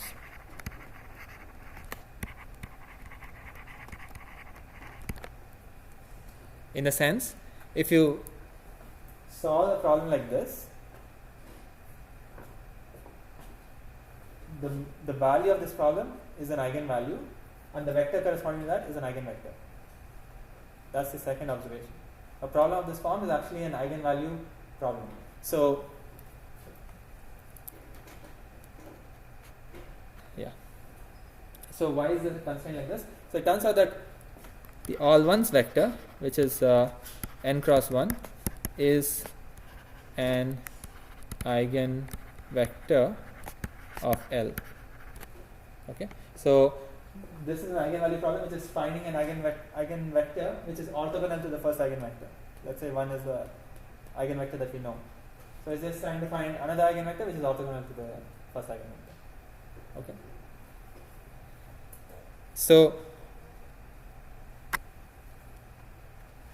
eigenvalue problems in the sense, okay, if I know one, I need to find another vector which is orthogonal to that. If I know another vector, I need to find the third vector which is orthogonal to the first two, for example.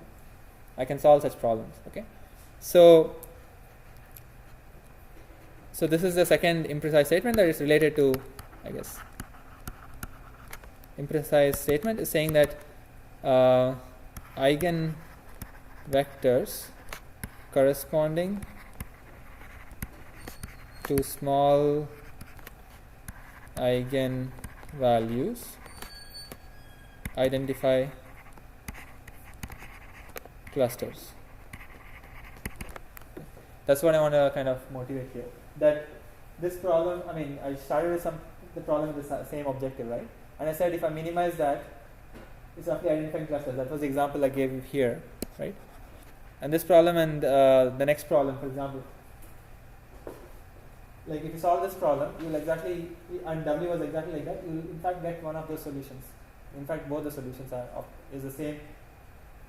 Like f being equal to 1, 0 or 0, 1, where once it's not just 1, 0, it's like all the observations which are which have non-similarity, non-zero, they'll all have ones, and everything else will be 0. So this is an n cross 1, where this will be the top rows, and maybe another solution with bottom rows. Okay. So this is a solution for this. So all I'm saying is, by computing eigenvectors, you can identify clusters. That's roughly the goal. That's roughly the interpretation of working with a Laplacian. So we had similarity matrix, we created a Laplacian matrix, and we are saying that eigenvectors of Laplacian matrix can identify clusters. That's the high level idea.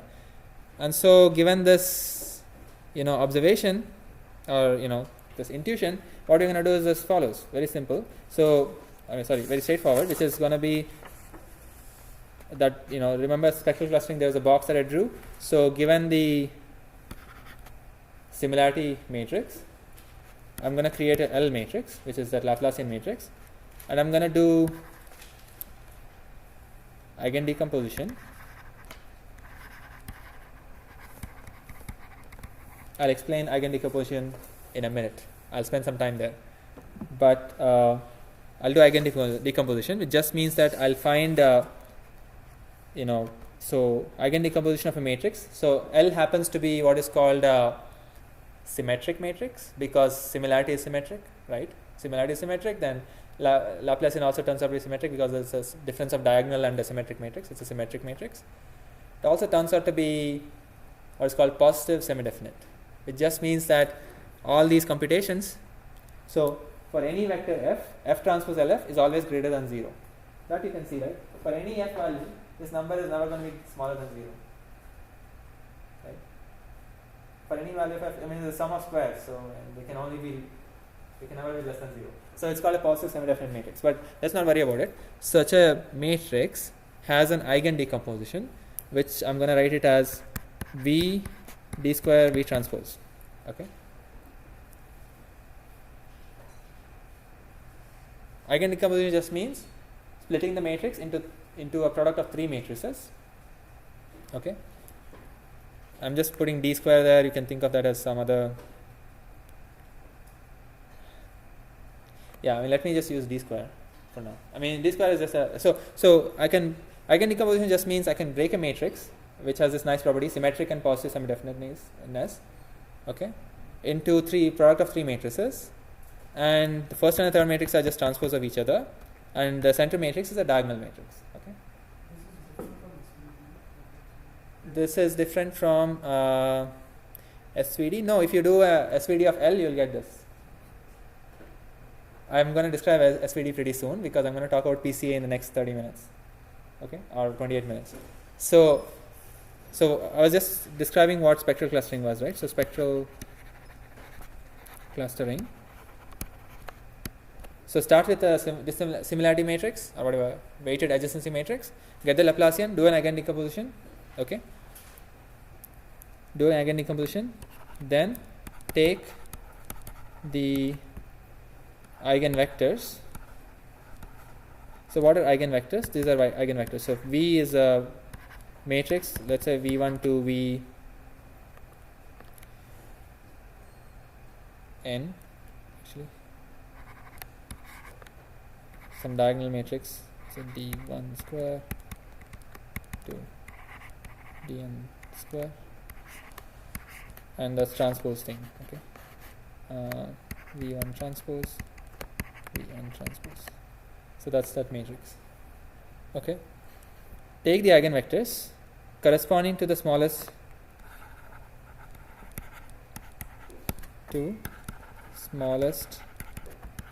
eigenvalues.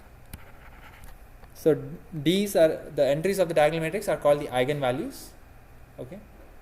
So if you don't, this is just nomenclature. The decomposition, there's a specific decomposition called eigendecomposition. Gives you three matrices, where in fact two matrices. The diagonal matrix has entries which are called eigenvalues. I mean, there's a lot of properties that we are kind of glossing over them, but take the eigenvectors corresponding to the smallest eigenvalues. So let's say the diagonal matrix is ordered such that dn is smaller than smaller than dn minus 1 is smaller than dn minus 2 and so on. So it's a decreasing order. Then you just take the last, maybe few, let's say last 5 eigenvectors. Okay. So the columns of V are called eigenvectors. Okay.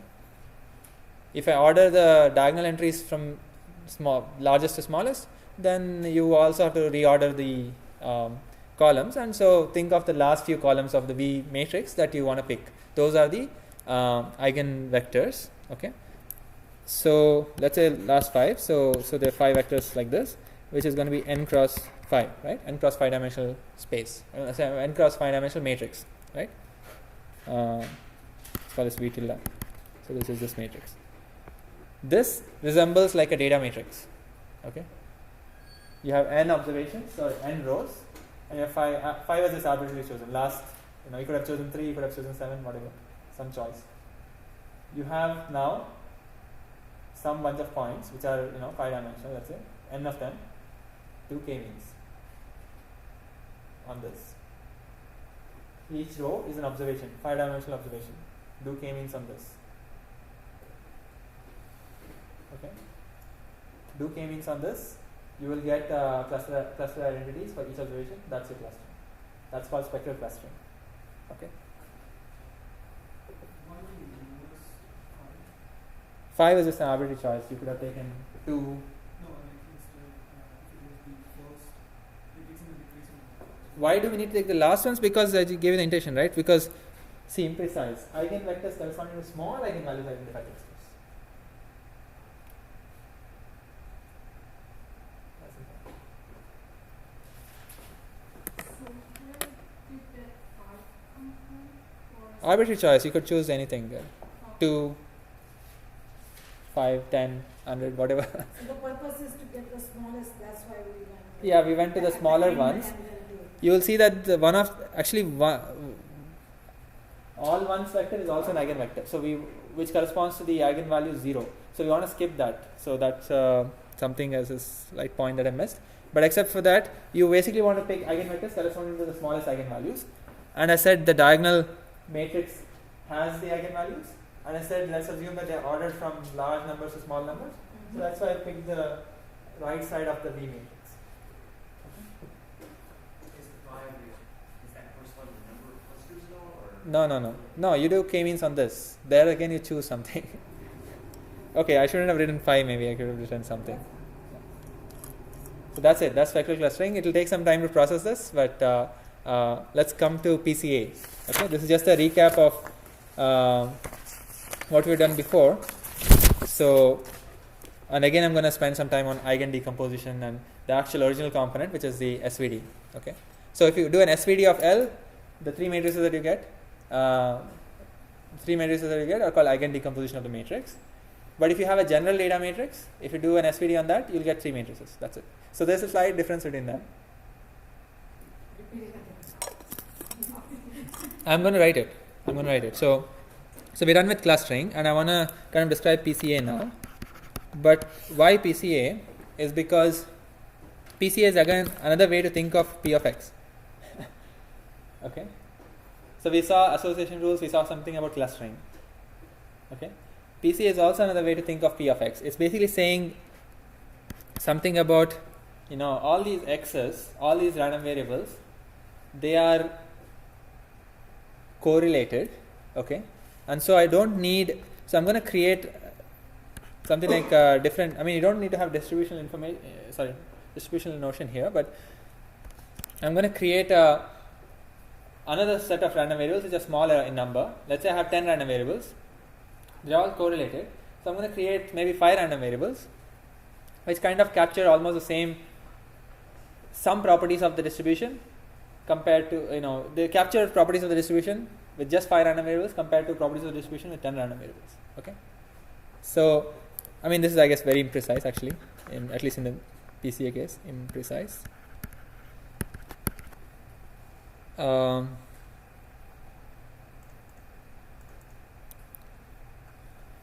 Or I guess the most canonical use that people mention is dimensionality reduction.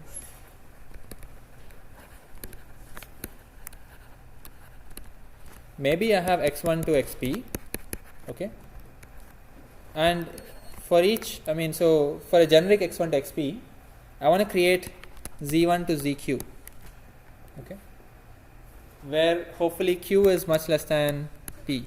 So for example, I can choose q to be 2, then I'm saying I have these p-dimensional points. Somehow I want to have representative 2-dimensional points which kind of capture some properties about these p-dimensional points. Okay, that's called dimensionality reduction.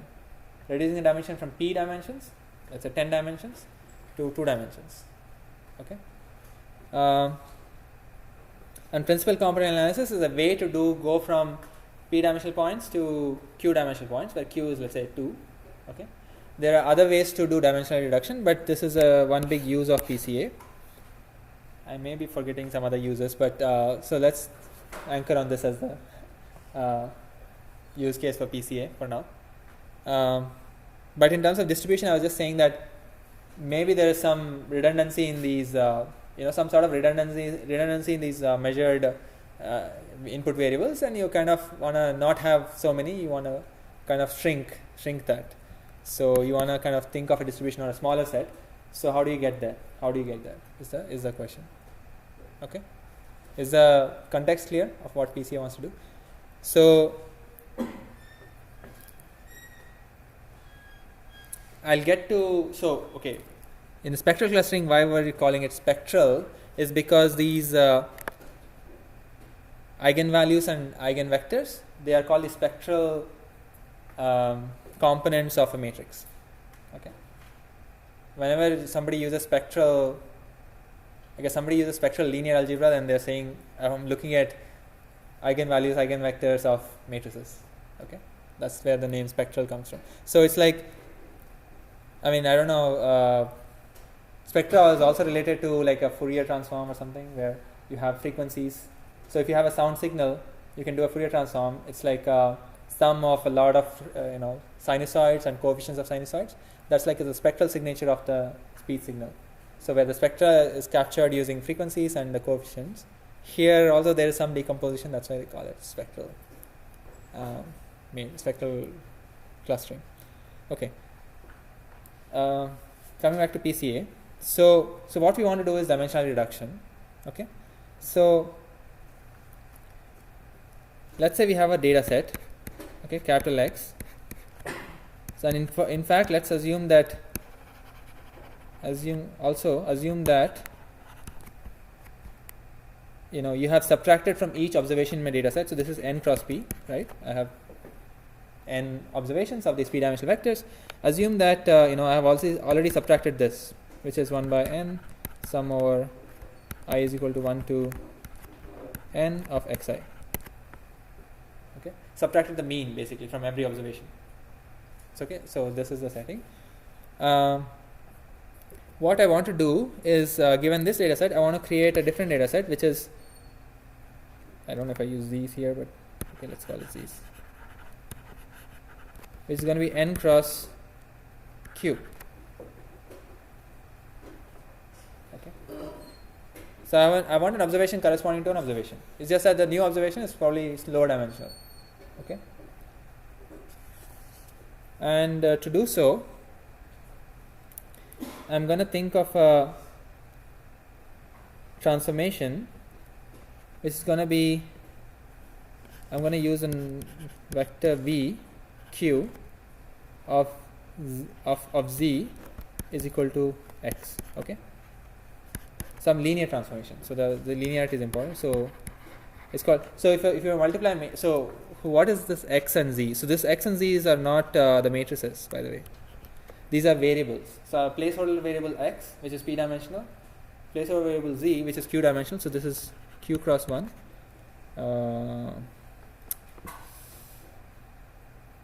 What is the best way to do this?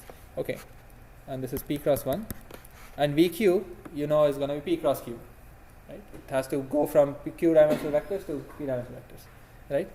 So I want to find this linear transformation.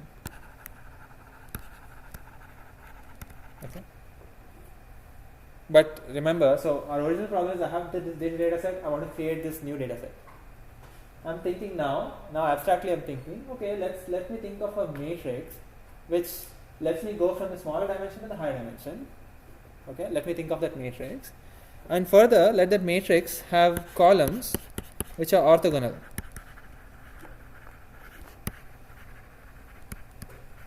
Orthogonal just means that the column, right? The column here, each column, let's say it's v1 to vq. So v1 transpose v2 is equal to 0, and so on. In the sense the columns are, the inner product is 0. The columns, these are p-dimensional vectors, q of them. They're all like orthogonal to each other. Like in 2 dimensions, you can think of 2 dimensions means there are only 2 columns. Think of those 2 columns as like perpendicular to each other in the plane. So I get to choose these vectors.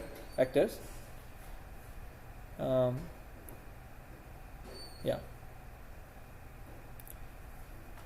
But then if p is 2, then I have to think of q to be 1 or something. It's like I only want to pick one column. But anyway,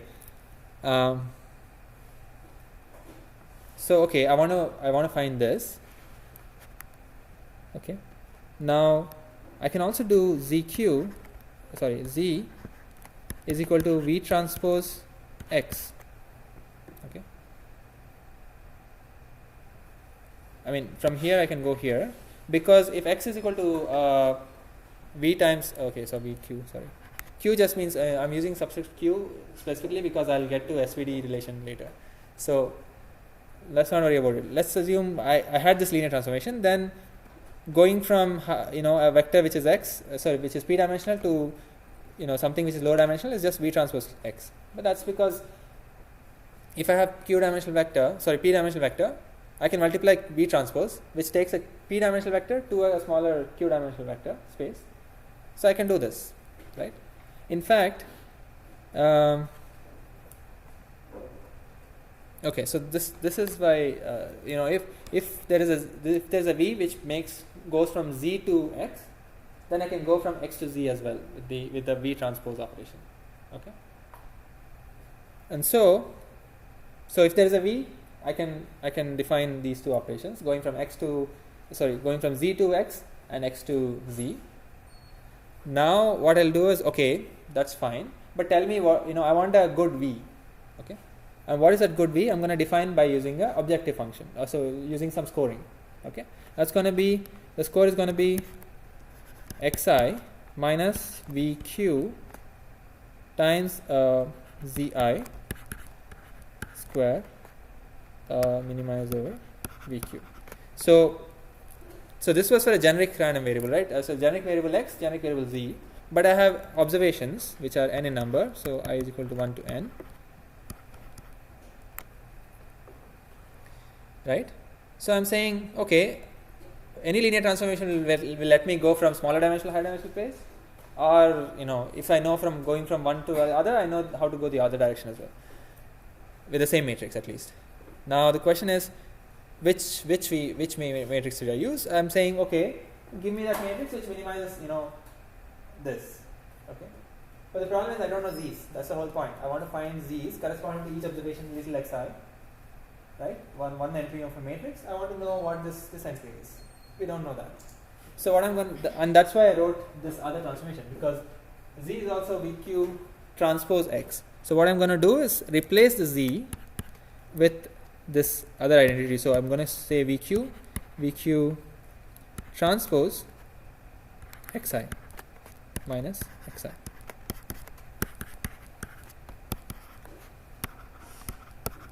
Okay.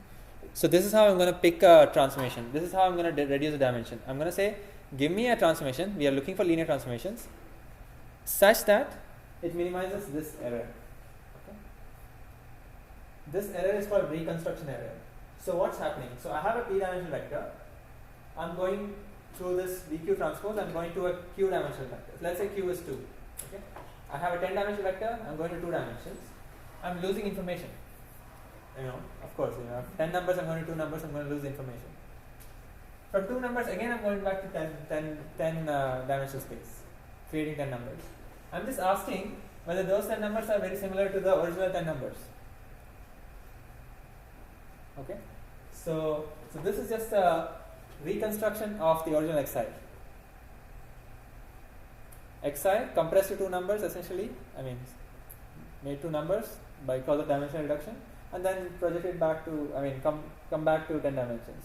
That's going to be, whatever information there is, and so that's going to be a reconstruction of the original xi. Okay, so we are trying to minimize the reconstruction error. That's what I'm trying to get at. We're trying to find vq that minimizes the reconstruction error. Okay. So when you say I want to reduce dimensions, you have to say, okay, you can always reduce dimensions by knocking off. If you had xp, you can remove all the 3 to p, and then you will get a 2-dimensional vector. But that's not a good enough answer, right? That's a very easy way to, there's no quality metric there. It may be a bad dimensional reduction. So this is saying, find a linear transformation such that the reconstruction error is formed. That's what it's saying. Okay. So this is just a way to kind of motivate dimensional reduction. So I prefer these types of matrices which minimize the reconstruction error. And it turns out, this problem, so you can see VQ is the thing that I need to optimize for. What is VQ? It's a P times, P rows and Q columns. Remember, VQ was linear transformation, has to have P rows and Q columns. So it's a matrix. So I need to optimize the matrix. Okay? I need to optimize the matrix here. And there's matrix transpose, some quadratic terms going on. So it's a messy problem. That's all I want to get to. It's a messy problem. So optimizing this is messy if you think of it just in terms of optimization. But the nice fact, What is the purpose of doing that? reconstruction, right? Dimensional reduction. You don't want to reduce dimension, then this whole section is not needed. You want to reduce dimension. No, Why do we need? You're asking why do we need to reduce dimension? yeah, reduce, I understand, Yeah. like if we have like too many parameters. Yeah, too many yeah, features, going we from- reduce. So yeah, from let's say p equal to 10. So let's say our running example is p is 10 and q is 2. You want to go from 10 to 2. You want to create this data set, and to get to the data set, we need that matrix, which will linearly get to. If we have an x, it will give us a z. Yeah, but what I'm saying is why we reconstruct again to go back. To give a quality measure for how good B is. So it has to reduce dimension, but it has to maintain some quality, right? Okay. So that quality of because otherwise I can arbitrarily say some random B, and you can, like I was giving an example that if you have 10 dimensions, you can always remove the 8 dimensions, and it's a 2-dimensional reduction. It's dimensional reduction, but it So doesn't. now we are testing our concept. We reduced it, but Yeah, we are reducing it. Yeah, this is the way to say I'm going to reduce it. If you do this operation, the first two, like these two, will reduce, give me a zi. But that zi is such that if I bring it back into x space, it's very close to the x size. That's the scoring of each vi. So I prefer those linear transformations which are good in terms of this objective. Okay. That problem, or by directly if you solve it, it's a messy problem because it's a matrix. You want to optimize every entry of the matrix to minimize this. It turns out the nice fact is that SVD solves this. That's the nice fact. Okay. What do I mean by that? So if you have now come back to the original thing, which is X matrix, okay, do an SVD. Remember, SVD was just a decomposition which would break the matrix into three parts, which would be U, D, V transpose for any matrix. So X is N cross P, then U would be N cross P, D would be P cross P, and V would be V transpose would be P cross P, right? I mean, if you do call SVD in any Python R or anything, you will get three matrices potentially, depending on the API. But so the nice fact, the messy optimization for above, it's not clear how to optimize that. SVD solves it. As in, you take a matrix, take its SVD, and focus on the V part. So V transpose is that. So take the V matrix itself, V. Okay. It will have some columns, V1 to Vp, right? And take the D matrix. It will have some diagonal elements, D1 to Dp, right? And zeros everywhere else. Order the diagonal entries according to their magnitudes, in the sense that D1 is bigger than D2 is bigger than Dp. Okay. That's fine. So now in this V matrix with these columns, take the first q of them. Okay. Take the first q.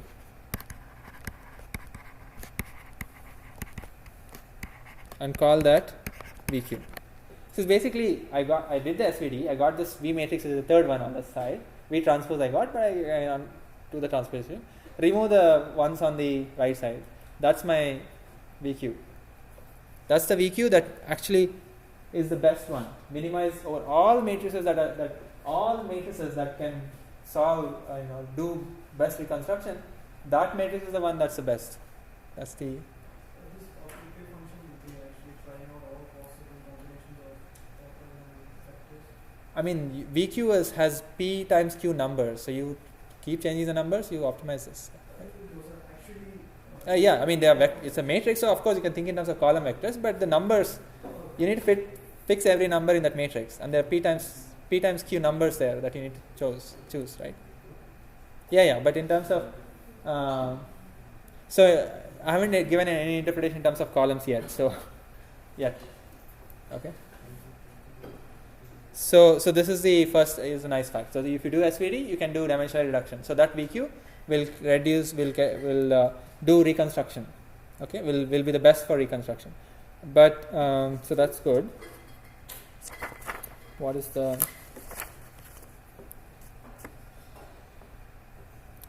So that's it. So if you just cared about dimensional reduction, you got the V matrix. Take its transpose. If you want to do like dimensional reduction, like if you have data. So if you have data here, you want to get the z's, then you know how to do that. It's just to get every z, you just do VQ transpose times xi, little xi. You'll get the z's. That's it.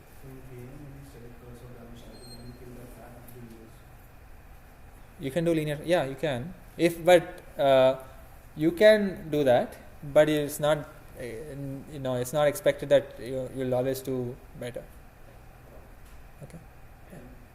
Is part of the reason this works is we were looking at our diagonal vector, our matrix, and then we're basically omitting the smallest p values. So that's like that principal component where we're taking out the parts that. Yeah, this is I'm going to describe principal component in the next 2 minutes, or 3 minutes, let's say. This is actually principal component. So I'm going to describe what principal components are. In fact, if you remember, I had defined U matrix times D. So U was N cross P, and this is P cross P. As the set of numbers, this is going to be N cross P, right? This was actually the principal components.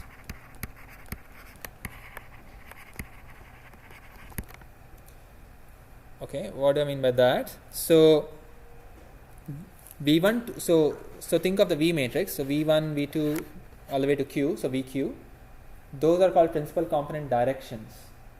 Okay, so these are p-dimensional, and these are called principal component directions. This is n cross p. These v's, so let's say vq, for example, v1 to let's say vq. So man, I can't. Okay, so these are p times q, right? Remember. So these vectors are called principal component directions.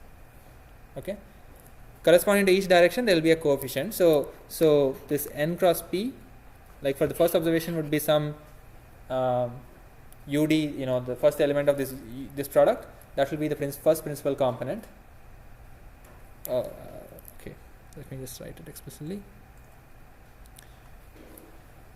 So this UD matrix will also have columns, right? Basically n times p, but you can remove the last few to make it q columns. Okay, those are the first q principal components of this data. Okay, and principal component directions are these guys, v1 to vq. So let me actually give some motivation towards in 2 dimensions. Okay, I think I gave this motivation in the previous description of this. So this is the original space. There are a bunch of points. Actually, they look like lines, but they're not. They are points. Okay, and let's say this is x1 and x2.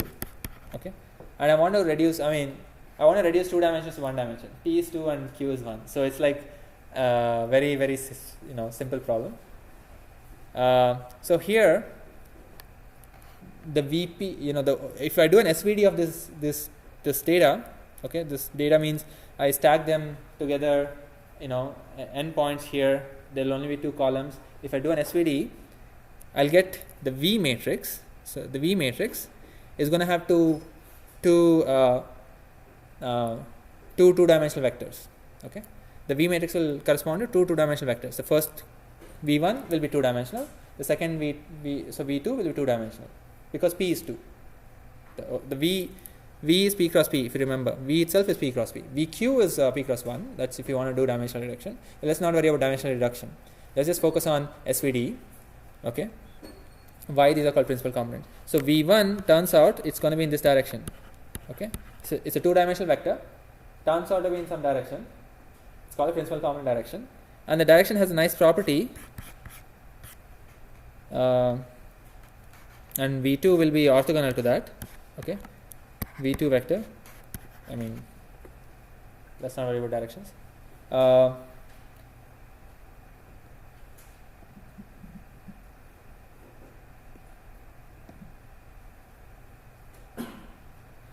So V2 will be opposite to that. Orthogonal to that, in the sense 90 degrees, right?